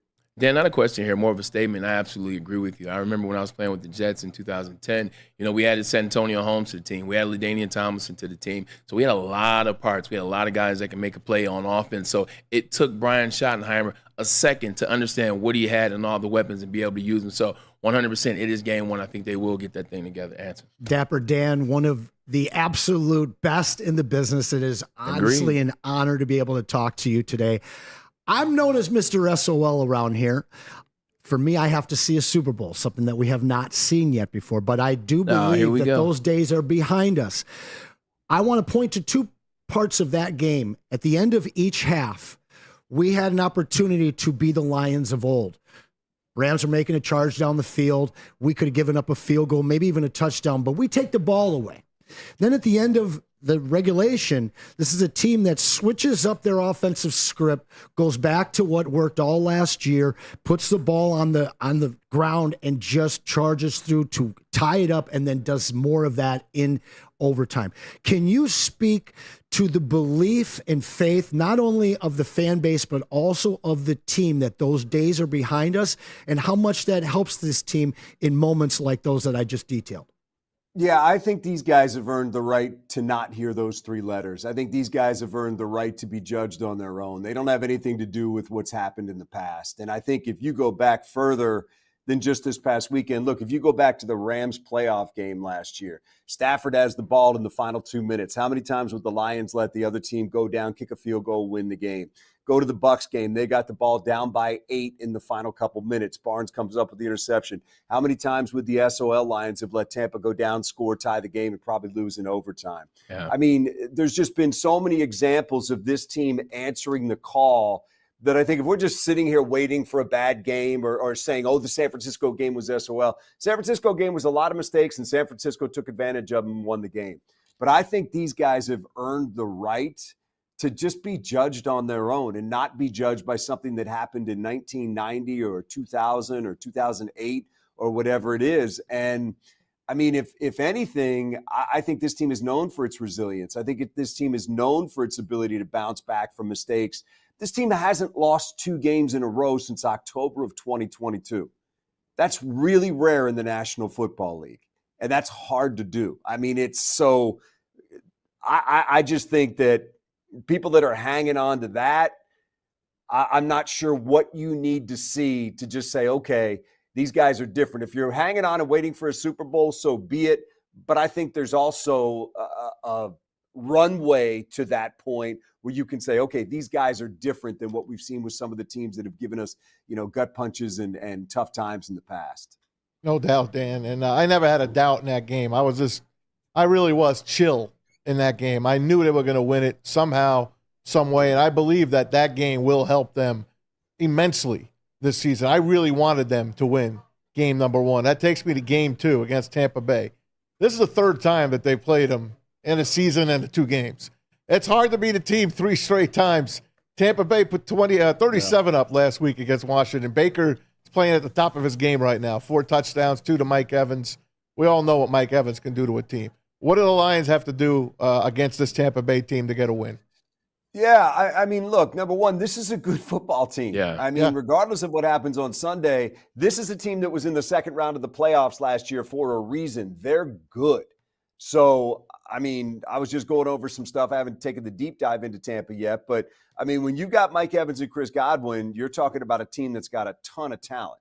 And that's, I think, going to be something really interesting to watch for the Lions, because I went back over the last 7 games to look at what the top receiver did against Detroit. And it wasn't just, Kupp 14 for 110 this past week. It was massive games twice from Justin Jefferson, massive game from CeeDee Lamb, massive game from Evans. So the secondary, I think, Keenan Allen, I mean, this team has to get to the point where they start limiting some of those. And in fairness, a lot of those Kupp plays weren't big plays. 14 for 110 is not exactly a huge average. But that said, I'm watching the secondary in this game. I'm watching the rush. Can they finish in this game?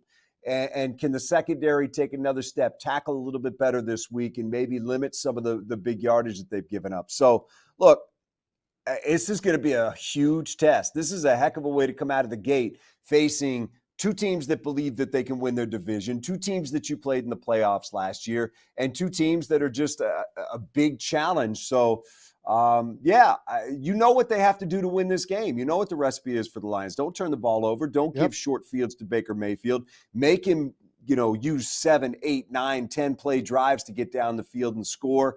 Get a couple takeaways if you can do it. We know what the recipe for this team is. Now it's a matter of going out there and doing it. Dan, just two quickies here for you. They bring up Kyle Pecco to the active roster.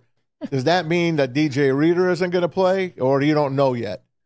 I think there's a good chance DJ Reader is going to play this week. I've not heard anything coming out of practice today, but I think the belief earlier this week was that DJ Reader was aiming to play this week, and they were, barring a setback, expecting to have him this week. So, again, it's going to be contact for him. Sure. How does he come back feeling tomorrow? Where is he at physically? And how much in terms of a pitch count would he be held on? But my anticipation is that he's going to be ready to go this week based on everything I've heard. But let's be clear, today's a big day, and how he comes back feeling tomorrow, and then Friday after Thursday's practice, big as well. By far, I don't want them to rush him at all. We need him for later in the season. Right now, they're playing good. It's week 2. Play it out. Now, what are your thoughts on Amon-Ra St. Brown coming into this second game? How do they use him differently? Do you expect this guy to come out? I don't know. I expect 10 catches from him this week. Yeah, look, I there's no reason to not expect that. I mean, we have 3 years of data on Amon-Ra St. Brown that tells us exactly who he is, and I don't expect anything other than that. I'm sure Ben Johnson will probably dial up some things to get him going early in this game. I think that's just kind of an anomaly, and that happens sometimes where the big guns don't have big games, and not every game is going to be 8 catches for 88 yards and a touchdown, and this was just one of those nights. The good thing is they won in spite of the fact that he didn't have a huge game, Laporta didn't have a huge game, but other guys were able to pick up the slack and win. And that's the key to being a good team, man. Just figure it out. And sometimes it's going to look different than it did the week before, the 2 weeks before that. And this was probably one of those weeks without those guys having big monster games. Talking to Dan Miller, the voice of the Detroit Lions radio, and also Fox 2 great analyst. We talk so much about the players. There was a lot of individual good play. I liked out of Terry and Arnold. I like what I saw, whether it was you're good. I'm sorry about that. I like the play out of a lot of different individuals, but let's talk about the coach. Seems like Dan Campbell out-coached Sean McVay, who's a coach that has won a Super Bowl, that's been at the elite level for a while. Dan Campbell seemed like he settled in and was a better coach on Sunday. Talk about Dan Campbell's decision-making and progression. He seemed a little bit better. Yeah, I think if LA looks back at that game, they're going to look at a couple of situations. The penalty where they had the ball down at the 1-yard line, which ultimately resulted in them not being able to score a touchdown there. They were 2 for 5 in the red zone. I mean, when you're settling for field goals instead of touchdowns in those situations, a lot of times that comes back to haunt you. If you go back to the playoff game last year, they were 0 for 3 in the red zone. So I look at things like that and I say, okay, maybe the defense wasn't able to sack Stafford as many times as you'd like, even though I thought they got some good pressure. Maybe the secondary wasn't able to slow down Kupp even after Nakua went out and you knew he was going to get the football. Bothered me a little bit. I'm with you. But when you can put the clamps down at a critical time in the red zone and hold them to 3 instead of 7, that's usually a pretty good recipe for winning. But look, I like what they did. I like the fact that they came out in overtime, and that coin flip was huge, guys. Much as you respect both defenses, you didn't want to give the ball to the other offense. And I didn't want to see Matthew Stafford out there first with the football. So winning that toss was huge. It was actually funny. I asked Dan Campbell, I said, how much were you grinding on that? He goes, yeah, that was big. And he goes, Goff came running back over. And I said, good job, Garrett. Good job, even though he didn't do anything. So, it's I love the play calling. It was just, that final drive was just, execution, determination, and will. And strength. And it was just Ben Johnson saying, you know what? If they can't stop it, we're just going to keep putting the hammer down. And I mean, Braylon, you can relate probably to how those 5 guys felt up front and how everybody around them felt too. I'm sure at that point you can just feel just the spirit leaving the body of the Rams guys. Oh, yeah. That's a good defense. They got some young talent on that team, and I'll bet you by game 8, game 9, they're going to be something to deal with. But the way they finished that game, yeah, that's coaching, but that's also getting in behind the best offensive line in football that you've put a lot of assets in and winning the game. So, look, at critical times, do I feel like the Lions outplayed them situationally? Yeah, and I think that might have been the difference in that one. Hey, Dan, you hit the nail on the head, and the question that I want to ask, so I no longer need to ask it, is, you know what? When all was said and done, Ben Johnson knew what he needed to do in the right moment. He called the right plays. They ran the ball. It was very convincing. They beat up a team that was pretty good, but I think they took their will in that overtime game, Anson. I want to bring it back to the defensive line real quick, Dan. Obviously, our guy Aiden had a solid game, got home once. No DJ Reader. I think everybody here in Detroit and around the NFL knows what it will mean to that front four. We still got a lot of pressure. You prefaced it with the fact that they had to get the ball out. They were doing real quick 2-3-step drops. No Justin Houston. We got a new addition, and he's healthy in Marcus Davenport. What is the deal with Justin Houston? Is this going to be a guy who's going to be a game day inactive often? Is this a guy that at some point we bring along and it just adds even more to what should be a much better defensive line this season? Yeah, it's a good question. And when we were watching the inactives, I kind of had my eyes out to see whether or not James would be up or down. And it just kind of goes back to camp where you felt like even at the end, he was in a battle to keep his roster spot. It just feels like he's going to need to add some more consistency and versatility to his game for that coaching staff to trust him out there all the time. I know we remember the rookie season and all the sacks. Clearly, they're looking for more. I think we saw that in the preseason where Dan Campbell said it was going to be a hard decision whether or not he made the team, and then he did make it. But the way Onwuzurike's playing, and they can move him inside and outside, the way Davenport played in this game, and just go back, and Decker talked about it last week. Look at some of those bull rushes that he had. That dude is something else. He was a factor in this game. And then Aiden, obviously, on the outside, Aleem, Reader, guys that we're seeing in there. The answer, Stick, to your question is I'm guessing it's probably going to be a week-to-week thing. And when he does ultimately get his opportunity, he's going to need to show this coaching staff something because it just feels like he's off the radar a little bit for them. And the trust isn't there. And again, that's reading the tea leaves. That's Dan Campbell saying it's a hard decision. And that's feeling like it came down to the final cuts before you knew whether or not he was going to make it. I'd love to see him healthy and back out there and harassing quarterbacks. I don't know if that'll be this week or it'll be down the line. But I think you can count on the fact that at some point, if he's on this roster, he's going to get a chance to go out there because at some point, usually everybody gets their opportunity because of attrition in this league. And when he gets it, he's going to have to make the most of it. Dan, last one. They added Greg Joseph to the practice squad, former kicker for the Vikes. I liked what I saw out of Jake Bates. A lot of people were laughing when they showed his face when the Lions were driving down the field at the end of regulation. They were like, oh, man, this guy looks like he's a nervous wreck. I just knew he was going to – he don't miss a kick, man. He is getting better every single time. First time kicking in the NFL, I take my hat off to the kid. Yeah, honestly, Maz, I think we're all trying to figure out what he is. I mean, I can't sit here and tell you that a guy that has now attempted 2 field goals in the National Football League is a sure thing. Don't forget the preseason. Well, I understand that, but I didn't because and this is no disrespect whatsoever to Jake Bates. But when he's running out there for a 32-yarder to tie that game, I am kind of in the back of my mind thinking about the 30-yarder he missed in the preseason.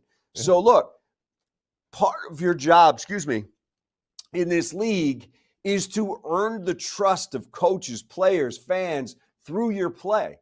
And you know what? Game 1, he did that.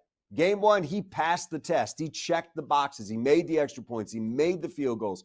He did what they were looking for. And believe me, when Davis almost picked off that pass that Stafford made late, I'm thinking, man, if they had the ball at the 50, about 10 yards, we'd be seeing, a 57, 60, 65-yard field goal late in that game. So, look, I think Joseph obviously gives them a veteran back there if something happens with Bates, but clearly this coaching staff is trying to be as patient as they possibly can because they think there's an incredible, and I'm not guessing here, I know this, they think there's an incredible amount of talent with Jake Bates, and they understand that sometimes with young kickers, it can take a while, and they don't want to see it happen somewhere else. They want to see it happen right here in Detroit. They believe that there's something special here, and so far so good. Let's see where it goes from here. But I think it is smart to have a veteran sitting there waiting and working with your snapper and with your holder throughout practice so that if anything happens, anything, injury, lack of performance, whatever it is, that he's ready to go. But you know what? Game one, he came through pretty big for him, and they needed it. Amen. You know Maz is going to find a way to get to something about special teams and the kickers. You know it. You know it was coming, Dan. He just had to talk about a kicker who just got picked off the unemployment line. That's 100%. Now he's looking to replace Jake Bates already. Never. I tell you, Maz. I Never. tell you. Dan, we appreciate you for tuning in. I mean, for coming on. And at the end of the day, the Lions, they won a tough one at home to start the season in the conference. So I take a win. That you play at that level, a C+, B- game, get a win against an opponent like that, they're only looking up from here. Like I tried to tell, I've told many people the other day when they're like, "Oh, they didn't do this, they didn't do this." I'm like, "You're right. They won. But when the Rams went back to their facility, their job was to get better. When the Lions went back to their facility, their job was to get better. Feels a whole lot better trying to get better when you're 1-0 than it does when you're 0-1. So take the win. Try to be better against Tampa Bay this week, and then get better against the Cardinals the week after that. That's what every team in this league does. Appreciate you guys. Thank you. Have a great game. He's Dan Miller. He's the Dan. best, Fox. Thanks, We will guys. see you soon. See you next week, Dan. You got it, guys. Yeah, Dan, he hits on a lot of points that we've talked about. I look, at the end of the day, there's a lot of things to fix. There's a lot of things to clean up. Every team has things to clean up. But I tell you what, 16 teams are cleaning up things with W's, and those other 16 are trying to figure out what the heck they got to do in week 2. That guy's voice is just silk. Yeah, I agree. Man. I agree. Dapper Dan. Let's go, man. Hey, there's football tomorrow already. Had a family emergency, but I had to get back to talk to Dan. Hey, tomorrow football already. Dolphins We're and back. Bills. We're back. You know, you get to midweek. Today is to me, this is Thursday Eve to me. No Thursday is Monster? football. Maybe no Achane? You picking up Jeff Wilson? I don't know. That's another 49ers guy. There you go. The Bills own the Dolphins, but we'll talk about that tomorrow. Bills do own the Dolphins. They do. The Bills do own the I can't stand the Dolphins. When I was playing for the Jets, it didn't matter how good we were, how bad they were. They always find a way to get one game on them. I do love Mike McDaniel, though, their head coach. I love that guy. He's his own. He's his own thing. He's his own authentic person. If I was a head coach in the NFL, I'd be that guy. You be that? I can see that. I can see you Who down would you there. be? Tomlin? I'd be a mix. Yeah. I'd be a mix of maybe like Dan Campbell. You're a little too happy for Tomlin, but I feel like you could pull it together for 2 decades the way he has. Give me a little Kingsbury mix with Dan Campbell. Okay. Give me a little Cliff Kingsbury. Cliff Kingsbury, look, he may not can coach, but he's smooth. That's a great squad. He was smooth. Kingsbury. Okay. Love that word. Kingsbury Elementary. That's right. There it is. Mm-hmm. How about we do this? How about take a quick commercial break? Let's hear a little word from these sponsors. Pay some of these bills, and then we'll come back and we'll talk about football. There are other things going on, and also I think we have intern Alex coming up. We do. We have intern Alex. So let's get the Guardian Alarm and Pete's Pie back. See that black and yellow sign out in front of your house tells the bad guys one thing. Stay out. Let Guardian Alarm offer you customized solutions from real experts, 24/7 professional monitoring, and technology backed by people. This technology has been proven to work, and these people have been proven to care. So call 1-800. Stay out. That's 1-800. Stay out. Call them today. Tell them Woodward Sports sent you. Anson, tell them about the pregame show, my friend. Imagine. It's Sunday. Set the scene. You're waking up 1-0, Ready. Detroit. And then you get on Woodward at 8 a.m. to catch Woodward in Maine Get hyped. with Detroit broadcasting legend Terry Foster Ooh, T-Foss. and our own up-and-coming superstar, Mr. Matt Broder. Love Matt Broder. Every game day on Sunday, 8 to 9 a.m. Start your day off with us, and that's brought to you by Tangerine Space Machine. I just like saying that. I know, right?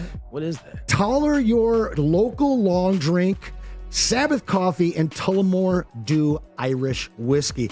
Oh, but it's not over. Tell him I do. Just 1 hour after that, you're going to stay with us here at Woodward Sports for the New Holland Brewing Company Lions pregame show, live from Second Best Bar in Detroit, a short walk from Ford Field, with 2 of our favorite guys, Mr. Neil Rule and the legend Sean Belizean.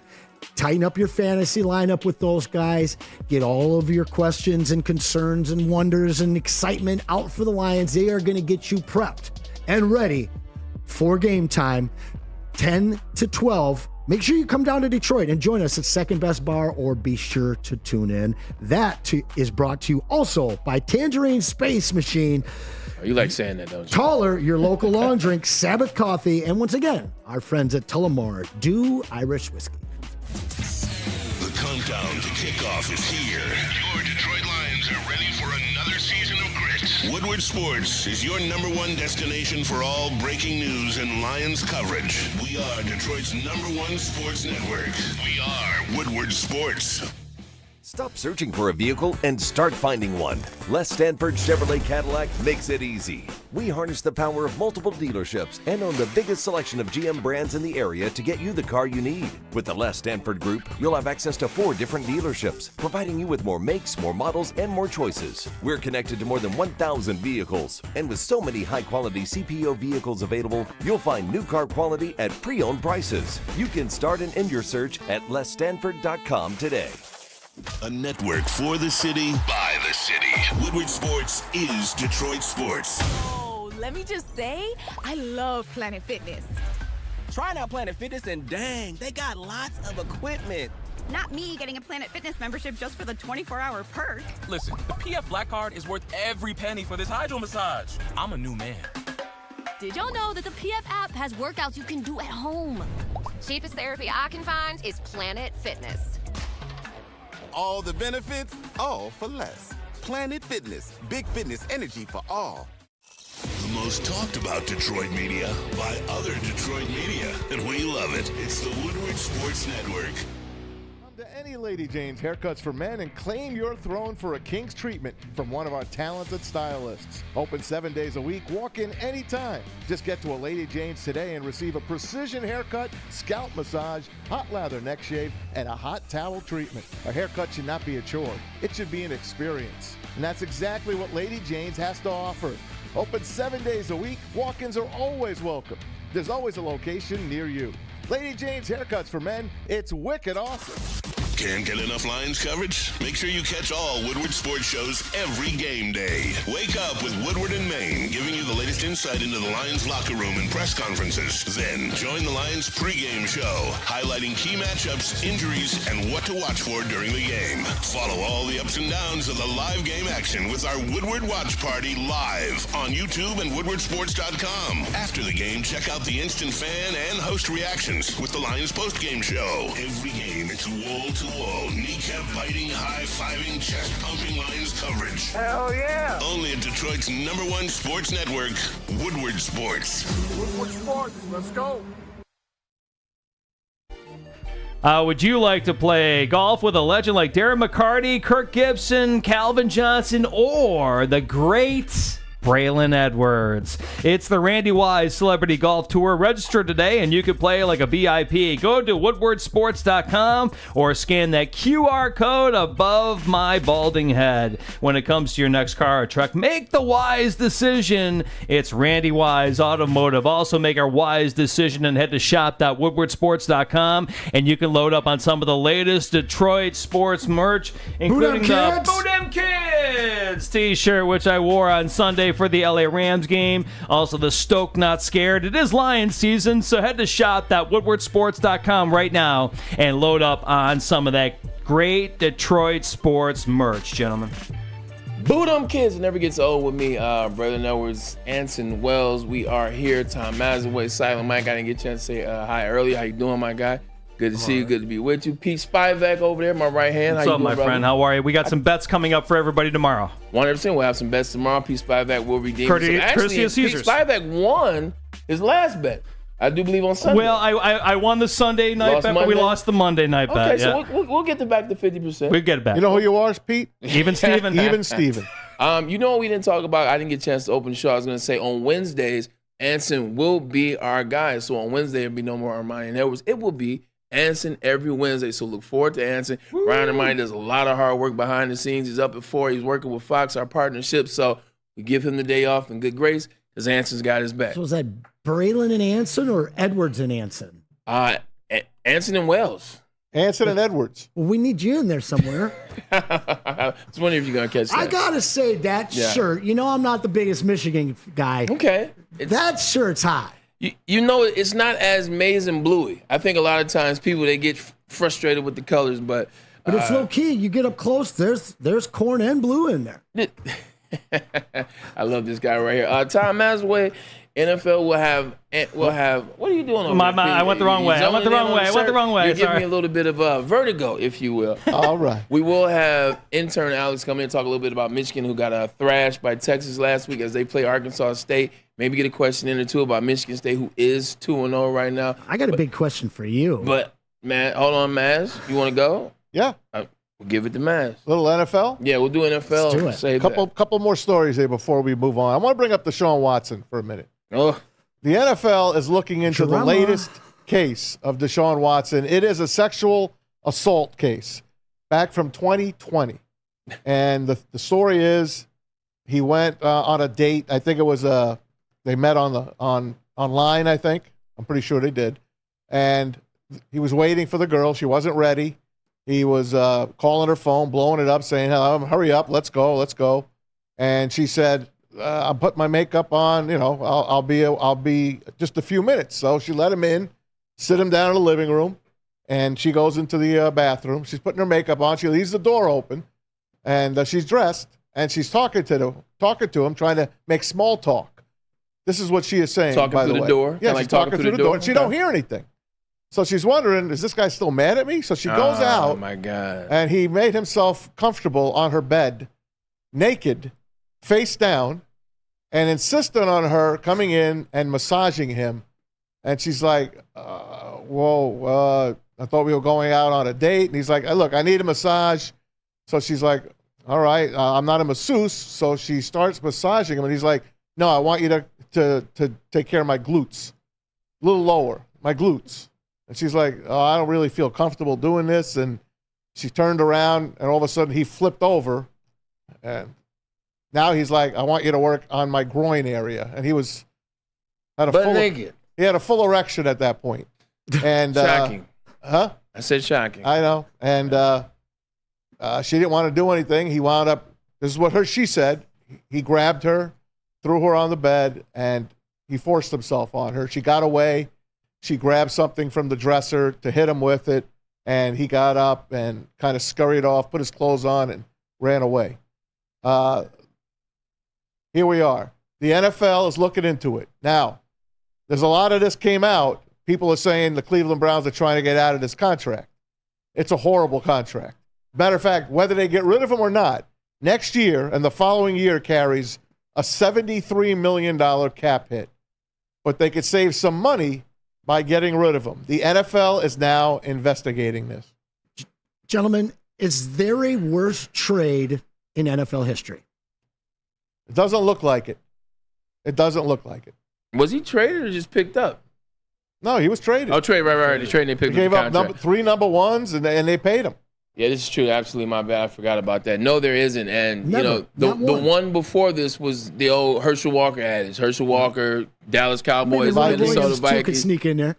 That was a nice trade for us. Okay, it was, but not even comparable, those two. 100%. But this is more than a trade here. This is more than a trade. This is a disaster. This is the Cleveland Browns being the Cleveland Browns. Look, I was a Cleveland Browns. I understand how that organization operates. You don't reach for the stars on an individual that is facing 27-plus cases. You just don't do it. Not one. Listen. Not two.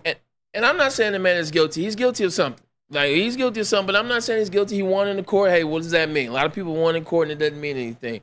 Freed the man and let him go. You're the Cleveland Browns. You're trying to get your organization back on track. You kind of are in a space where if you get the right guy, you can get to the playoffs, as you see last year with Joe Flacco. You might turn into something. Why are you going to get a guy with 20-plus counts? Because things like that, it does not stop. Somebody else is going to come out of the woodwork. Somebody else is going to come out of the woodwork. And whether someone is right or wrong, whether someone's lying or not, whether the Browns try to set this up, doesn't matter. This is what comes with this type of territory. 27 cases. If you have 2 cases, I'm looking at this. I'm like, it's concerning. It's 2 cases. Still concerning. What does our team represent? What are we saying about who we are as the Cleveland Browns?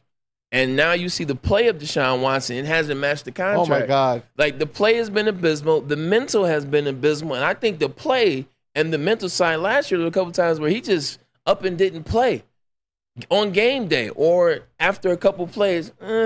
I'm not it. I think all of that mixed together is letting you know he's uncomfortable because he knows that there's more there. They got to move on from him. His professional career is cooked. Yeah, he it needs is. to focus on his personal self. Period. Yeah, I agree. He would absolutely agree. Last week was a horrible game. Yeah. A bad effort on a very good team. That's your squad, too. And they didn't keep Joe Flacco. They let him go. Mistake. They let him go. They got a good offensive line. They got you know what they have Joku left? was a really good tight end. Yeah, Minshew? Jerry They Jeudy. got Jameis. That's it. They do. Oh, yeah. I put Jameis in over. Look, Jameis. How about Tannehill? Jameis you want to never call is Ryan, terrible when he plays. Want to call Ryan Tannehill?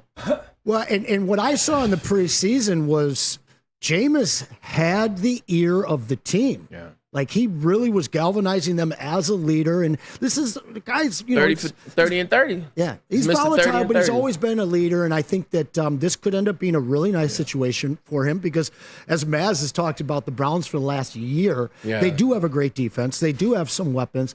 They just don't have a guy who is there mentally anymore. I know that his physical skills were top-notch and one of the best in the league, but that is so far in the past. The chat is saying trade Hooker over to the Browns for a couple of number 1 picks. Hey, I'm down. You know what, Brad Holmes, he can work that magic. You know us to work that magic? Intern Alex, man, and he's on the line. So let's take a quick commercial break. We need to get my man Peace Pie back involved. And, you know what? It's not Pete, it's me. That's right, New my Holland friend. Brewing Company That'll be post-game me. show with the individual to my left and the guy that started the show, Stick and Anson. Join Stick and Anson live from Hayes Social in Shelby Township. The best thing about it, as soon as the game ends, these guys are locked and loaded. They're giving you your takes on the game. They're going to tell you what you saw. But you can get in on the action as well. You can comment in the comment section. You can call in if you want to. Be a part of the show. That's what Stick and Anson. That's what Woodward Sports. That's what we offer. We want you to be a part of the Lions' success. So also, it is brought to you by Tangerine Space Machine. That's the word that you like there, Anson. I love it. Tangerine Space Machine. We are Detroit's #1 sports network. So why don't you give us a listen? Why don't you give us a watch after the games? And that's Stick and Anson, New Holland Brewing Company. Right now, more than ever, it is critical for you to have your insurance reviewed, and Swiss Insurance will make sure that your carrier is not slipping in those extra fees. Call Market Swiss Insurance today, 313-530-1698, or head to SwissINS.com. We'll be right back. It's bear hunting season, and Dan Campbell is hungry for some kneecaps. If you can just get a hold of them and you start dragging their ass out to the deep, dark abyss, you can drown them. The Kings of the North are back for another year of the brand new Lions. Make sure you're locked in to Detroit's #1 sports network for all the news and info on your Detroit Lions. Woodward Sports, let's go. Braylon Edwards here, Premier Pet Supply. Man, just looking around, who's got it better than pets?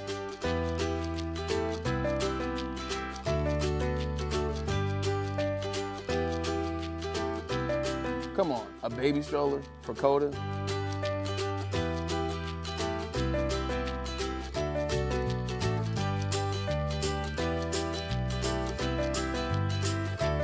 A chef for Lola? Really?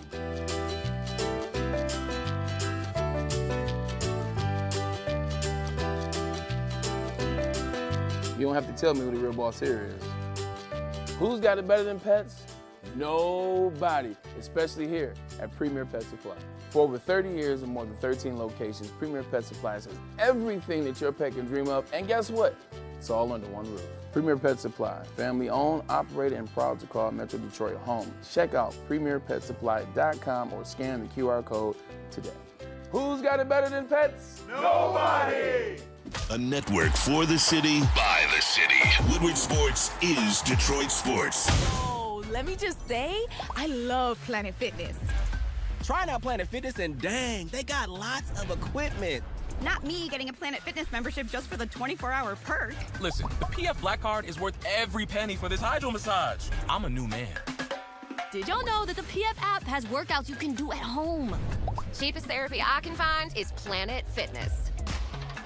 All the benefits, all for less. Planet Fitness, big fitness energy for all. The most talked about Detroit media by other Detroit media, and we love it. It's the Woodward Sports Network. To any Lady Jane's Haircuts for Men and claim your throne for a king's treatment from one of our talented stylists. Open 7 days a week. Walk in anytime. Just get to a Lady Jane's today and receive a precision haircut, scalp massage, hot lather neck shave, and a hot towel treatment. A haircut should not be a chore. It should be an experience. And that's exactly what Lady Jane's has to offer. Open 7 days a week. Walk-ins are always welcome. There's always a location near you. Lady Jane's Haircuts for Men, it's wicked awesome.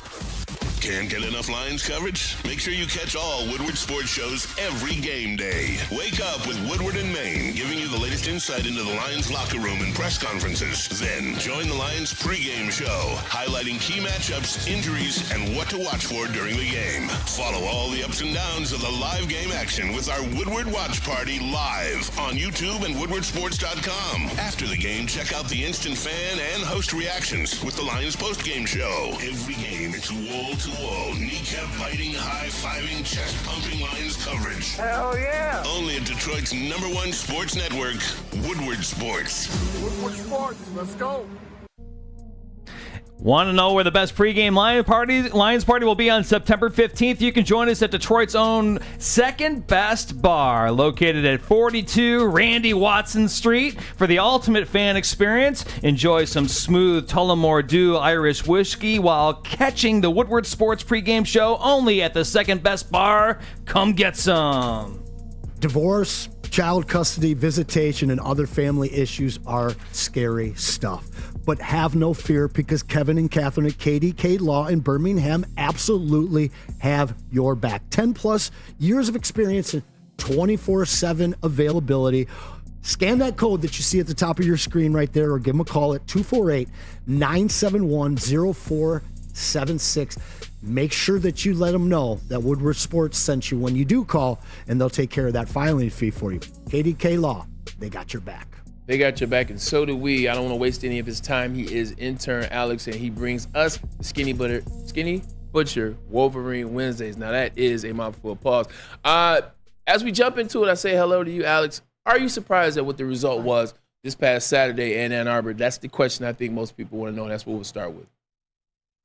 On the greater sense, I am not surprised that Michigan lost. If you remember last week, I actually predicted Texas 31, Michigan 24. So at least You did. You were right there. The scores right. However, put way too much faith in the Michigan offense. But I did not expect Michigan to come out and get embarrassed like that in Michigan Stadium on Saturday. This offense really did not show anything impressive the entire game. And then the defense on third down could not get off the field to save their life. So even though I didn't expect Michigan necessarily win this game, because I think Texas is one of the top 3 teams in college football, I did not expect Saturday to go that poorly. Yeah, I predicted Michigan to lose by 20 last week. I just didn't see it against Fresno State, and I know it was week 1, but that offense, it looked very similar to the offenses before COVID that Jim Harbaugh had, where it's like, ooh, figuring out which quarterback are you going to use. I got a bigger question for you, Alex. After watching Wednesday, are you concerned with the program's well-being, or are people making too much of it? You figure out the quarterback situation. You still got good players on defense and Will Johnson and the defensive line. What side are you on? I'm somewhere in the middle, I think we all overestimated how smoothly this transition would go between Harbaugh and Sherrone Moore. You heard the term culture being thrown around with Michigan all season, but culture only takes you so far when you don't have talent around you. Yeah. And, the biggest problem facing the Michigan offense, I believe, even more so than the quarterback issues that everyone's talking about, is the inability to run the ball. We are 2 games through the season already, and Michigan has yet to score a rushing touchdown, which no one saw coming. And on Saturday, they didn't run the ball that much because they were playing from behind, and that's, something you can't do, obviously. But Michigan's currently 101st in the country in rushing yards, so I think the bigger problem than even quarterback is this inability for Michigan's offensive line to really move guys off the spot, go around, hit guys on the second level, and, actually be able to move the ball that way. Hey, Alex, here's a bigger question. Where do we go from here? And the reason why I asked you that question, it doesn't get any easier. In 2 weeks, we play USC that looks like a better team than we thought they were going to be, and we know what's waiting for us further down the line. Where does Michigan go from here? Yeah, all week in the press conferences, everyone at Michigan's been talking about an increased sense of urgency. So trying to get their game plan going the way they want to actually dictate games, get back to being aggressive and dominant. One thing I really want to see from Michigan this weekend is I want to see someone other than Davis Warren get some series at quarterbacks. Alex Orji, okay. we thought he was going to be the guy all offseason long. That's what everyone was talking about. That's what every source said. Then kind of out of nowhere, the last week before the game, Davis Warren kind of rises up through the rumor mill, and boom, he's a starter. And I think Does that fall? every Michigan. Not to cut you off. Does that fall a bit on Campbell? Like Campbell's the new guy, he's offensive coordinator. Talking about Kirk Campbell, it just doesn't seem to have an identity over the first 2 weeks. I think Campbell's an issue for the University of Michigan Wolverines at this particular time. Yeah, there is a lack of offensive identity. We all thought it was going to be based on the run game, but if that's not really working well, you got to rely on your pass sometimes, and that's not going either. And I would like to see some Alex Orji this weekend. And even though all of season long, I said in this segment, I don't really want to play Jaden Davis because I don't want to throw a true freshman in the fire. Even just watching him during warmups the past 2 weeks, he's been putting the ball in a way better spot for the receivers during the warmup route. So I wouldn't even mind seeing him get a series or two with the starters, because with the new rules in college football, you can have a guy play a few games and not waste a year of eligibility. Is it up to 4 4 games? regular season games. 4 regular season, and then he could even play in the postseason if need be. But I think if you're the Michigan offensive brain trust and staff, you just have to start trying some different things to see if anything can provide a spark. And maybe that is Alex Orji. If he's on the field, he might make the linebackers pause for a second and respect his running ability more. Jaden Davis might just be able to put the ball in a better spot for the receivers and tight ends to let them go and get yards after the catch. So I really think Michigan needs to start changing some things up while also not moving away from running the ball and trying to get that run game back and get back to their bread and butter offense. Alex, let me say something here, man. This offense ain't getting better. It's not getting better because neither of those quarterbacks can play. If the true freshman is worth a lick, then they better start playing him. And I would play him this week against Arkansas State. Let's see what the kid's got, because obviously Alex Orji is incompetent. Otherwise, he would have been on the field for most of the first 2 games. And we already saw what Davis Warren can do. Great story. I'm happy for the kid. I'm sorry. This is a national championship team. They were embarrassed 2 straight weeks. Should have lost to Fresno. They could have had 50 against them last week, and Texas was nice enough to let them score at the end of that game. And where the hell is Donovan Edwards? Hold on, can I give you some pushback, Maz, and ask Alex this question? Before I throw Orji out the window, before I talk about the incompetence of Orji, I gotta see Campbell put him in a better situation, Maz. Like, Alex, tell me if you agree with this. It seems like every time Orji gets in the game, it's after Davis Warren has a series, he puts him in for one play, and it's a run play, or it's a random pass play, and then they take him out. As a quarterback, you got to get into some sense of rhythm. So for me, until Campbell allows him 2 series in a row where you kind of can see, okay, you can give him 2 series, give him 10 plays, let us see what he really can do. Like, oh, okay, after 10 plays, I can make a better decision. But this in and out, and I know that J.J. McCarthy did that extremely well. J.J. McCarthy is a lot better than Alex. We sat out 1 play, and then came back, and then it's not a pass, and then you put him in situations that are passing play downs, but he has no rhythm. He's not warm. He's not loose, and now you force him to do something. I just think give him some rhythm. Yeah, I 100% agree. I think Alex Orji, he has great physical talents and all that, but he hasn't been able to get in a rhythm. Like you said, he's been taken out. They've been telegraphing the play calls with him whenever he's on the field. From a mile away. They've only been giving him the chance to pass twice this season. One was for a touchdown, and then the other he spiked it in the ground. But part of me thinks, is that really him being that bad, or was he coming in and on the run and his confidence is rattled? And we really just need to see something. I haven't been in practice, nor have any of us, but I'm not ready to entirely write him off until we actually see him in the game. And then back to your point, Maz, Donovan Edwards, he's a player that we talked about all offseason, the things we want to see out of him that will make him take that next step up to be an elite running back, were ball carrier vision and his ability to run through contact. And once again, we're really not seeing much of that. He's a guy that when he has a perfectly blocked play, he can hit the hole, and he has such great long speed that it's really hard for anyone to catch up with him, like we saw at Ohio State, like we saw in the national championship game. But he just isn't Blake Corum. He isn't going to be able to bounce around in the backfield in the second level and make people miss. He just needs to be able to get out there and go. And that's one thing a lot of people have been talking about. Should Michigan start lining up Donovan Edwards just at wide receiver, because pass catching is one of his best abilities as a player. And then, just have him run around and not really make him think as much.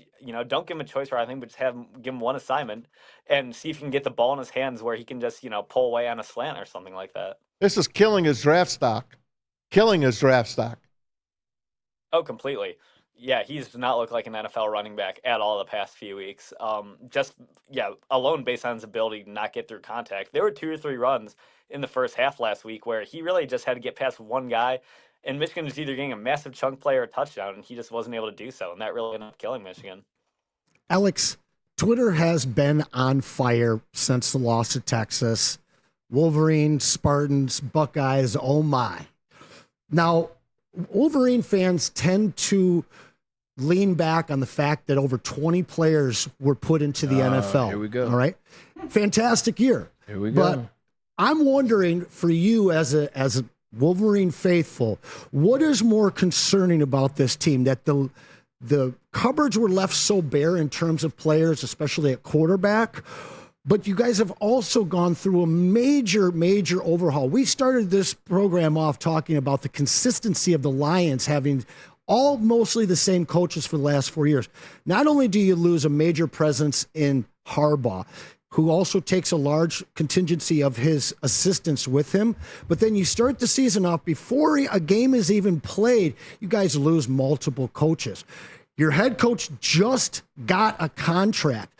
What is a bigger problem for the Wolverines right now? The lack of consistency in the actual guys running the team, or the actual talent that they're putting on the field? It's the talent. Michigan lost a lot of coaches to the NFL with Harbaugh. But if you look at it, most of the offensive coaching staff was all here last year, with the exception of running backs coach Tony Alford, who's at Ohio State. The defensive side of the ball is brand new, and that shows a little bit through Wink Martindale. He's not using the pillars as much as Jesse Minter were. Like, we saw terrible angles and just fundamental tackling errors from Michigan. But ultimately, Michigan is just breaking in a ton of new players this year, and the cupboards being bare are the reason we're seeing a lot of struggle right now. We have a new offensive line completely. And last week, only Miles Hinton and Josh Preeb looked decent. Like, that entire right side of the line had a brutal day. And Michigan's not able to run the ball. And we're seeing a lot of inexperienced guys out there who don't really have as much of the fundamentals or just the mental part of the game down. And Michigan's showing the growing pains that come with it. So I 100% think it's, almost a brand new team of players, and that's what's really killing them. This is Wolverine Wednesday. He's Alex Intern, and it's brought to you by Skinny Butcher. Last question for us. Arkansas State, they're on the board this Saturday against Michigan. Quick thought on the game. What are you expecting to see from the offense? The hell with the defense. We know what the defense is. Can they score 20? And that's where I'm at with it. Maz, you hit the nail on the head. Can the offense score 20 this week against Arkansas State? I'm going to say yes. Last year, I believe Arkansas State was 119th in passing defense, so that gives us a big advantage. They're not going to be too good against the run. And Butch Jones is one of the worst coaches in college football. And in his 4 years, it's his 4th year at Arkansas State, and he's 13-26 in the Sun Belt. So Michigan's not going to have a single easier game this season. And unless we see a dominant effort this Saturday, we are not going to see one all season. But I ultimately think Michigan comes out and Green just blows the game wide open and just destroys them. So I think it's going to be a nice, easy rebound week for Michigan. 2-1 doesn't sound that bad. Have fun, Alex. We appreciate you for tuning in. We appreciate you for coming on the show. We'll see you next Wednesday. And guess what? Michigan will get that dub. I think they put up 35. I'm going 35. I'm going big. I like that. I'm going big. Yeah, I like that. I think we rebound a big day. Thanks for having me on. Thanks, Alex. As always, I love having Alex on. He's a fellow Wolverine. You thought I was going somewhere else with that, didn't you? You know what? I did, and I actually appreciate the question. Anson, look at that, man. Look, you know what? I thought I was going there. You thought I was going there. Matt thought I was going there. But you put a Houdini on me. You'll have your chance in a few weeks when East Lansing comes to town. That's right, baby. We'll get into that because that line could be a very interesting one. Hopefully you and I will be doing the show together that day. Say less. Let's do it.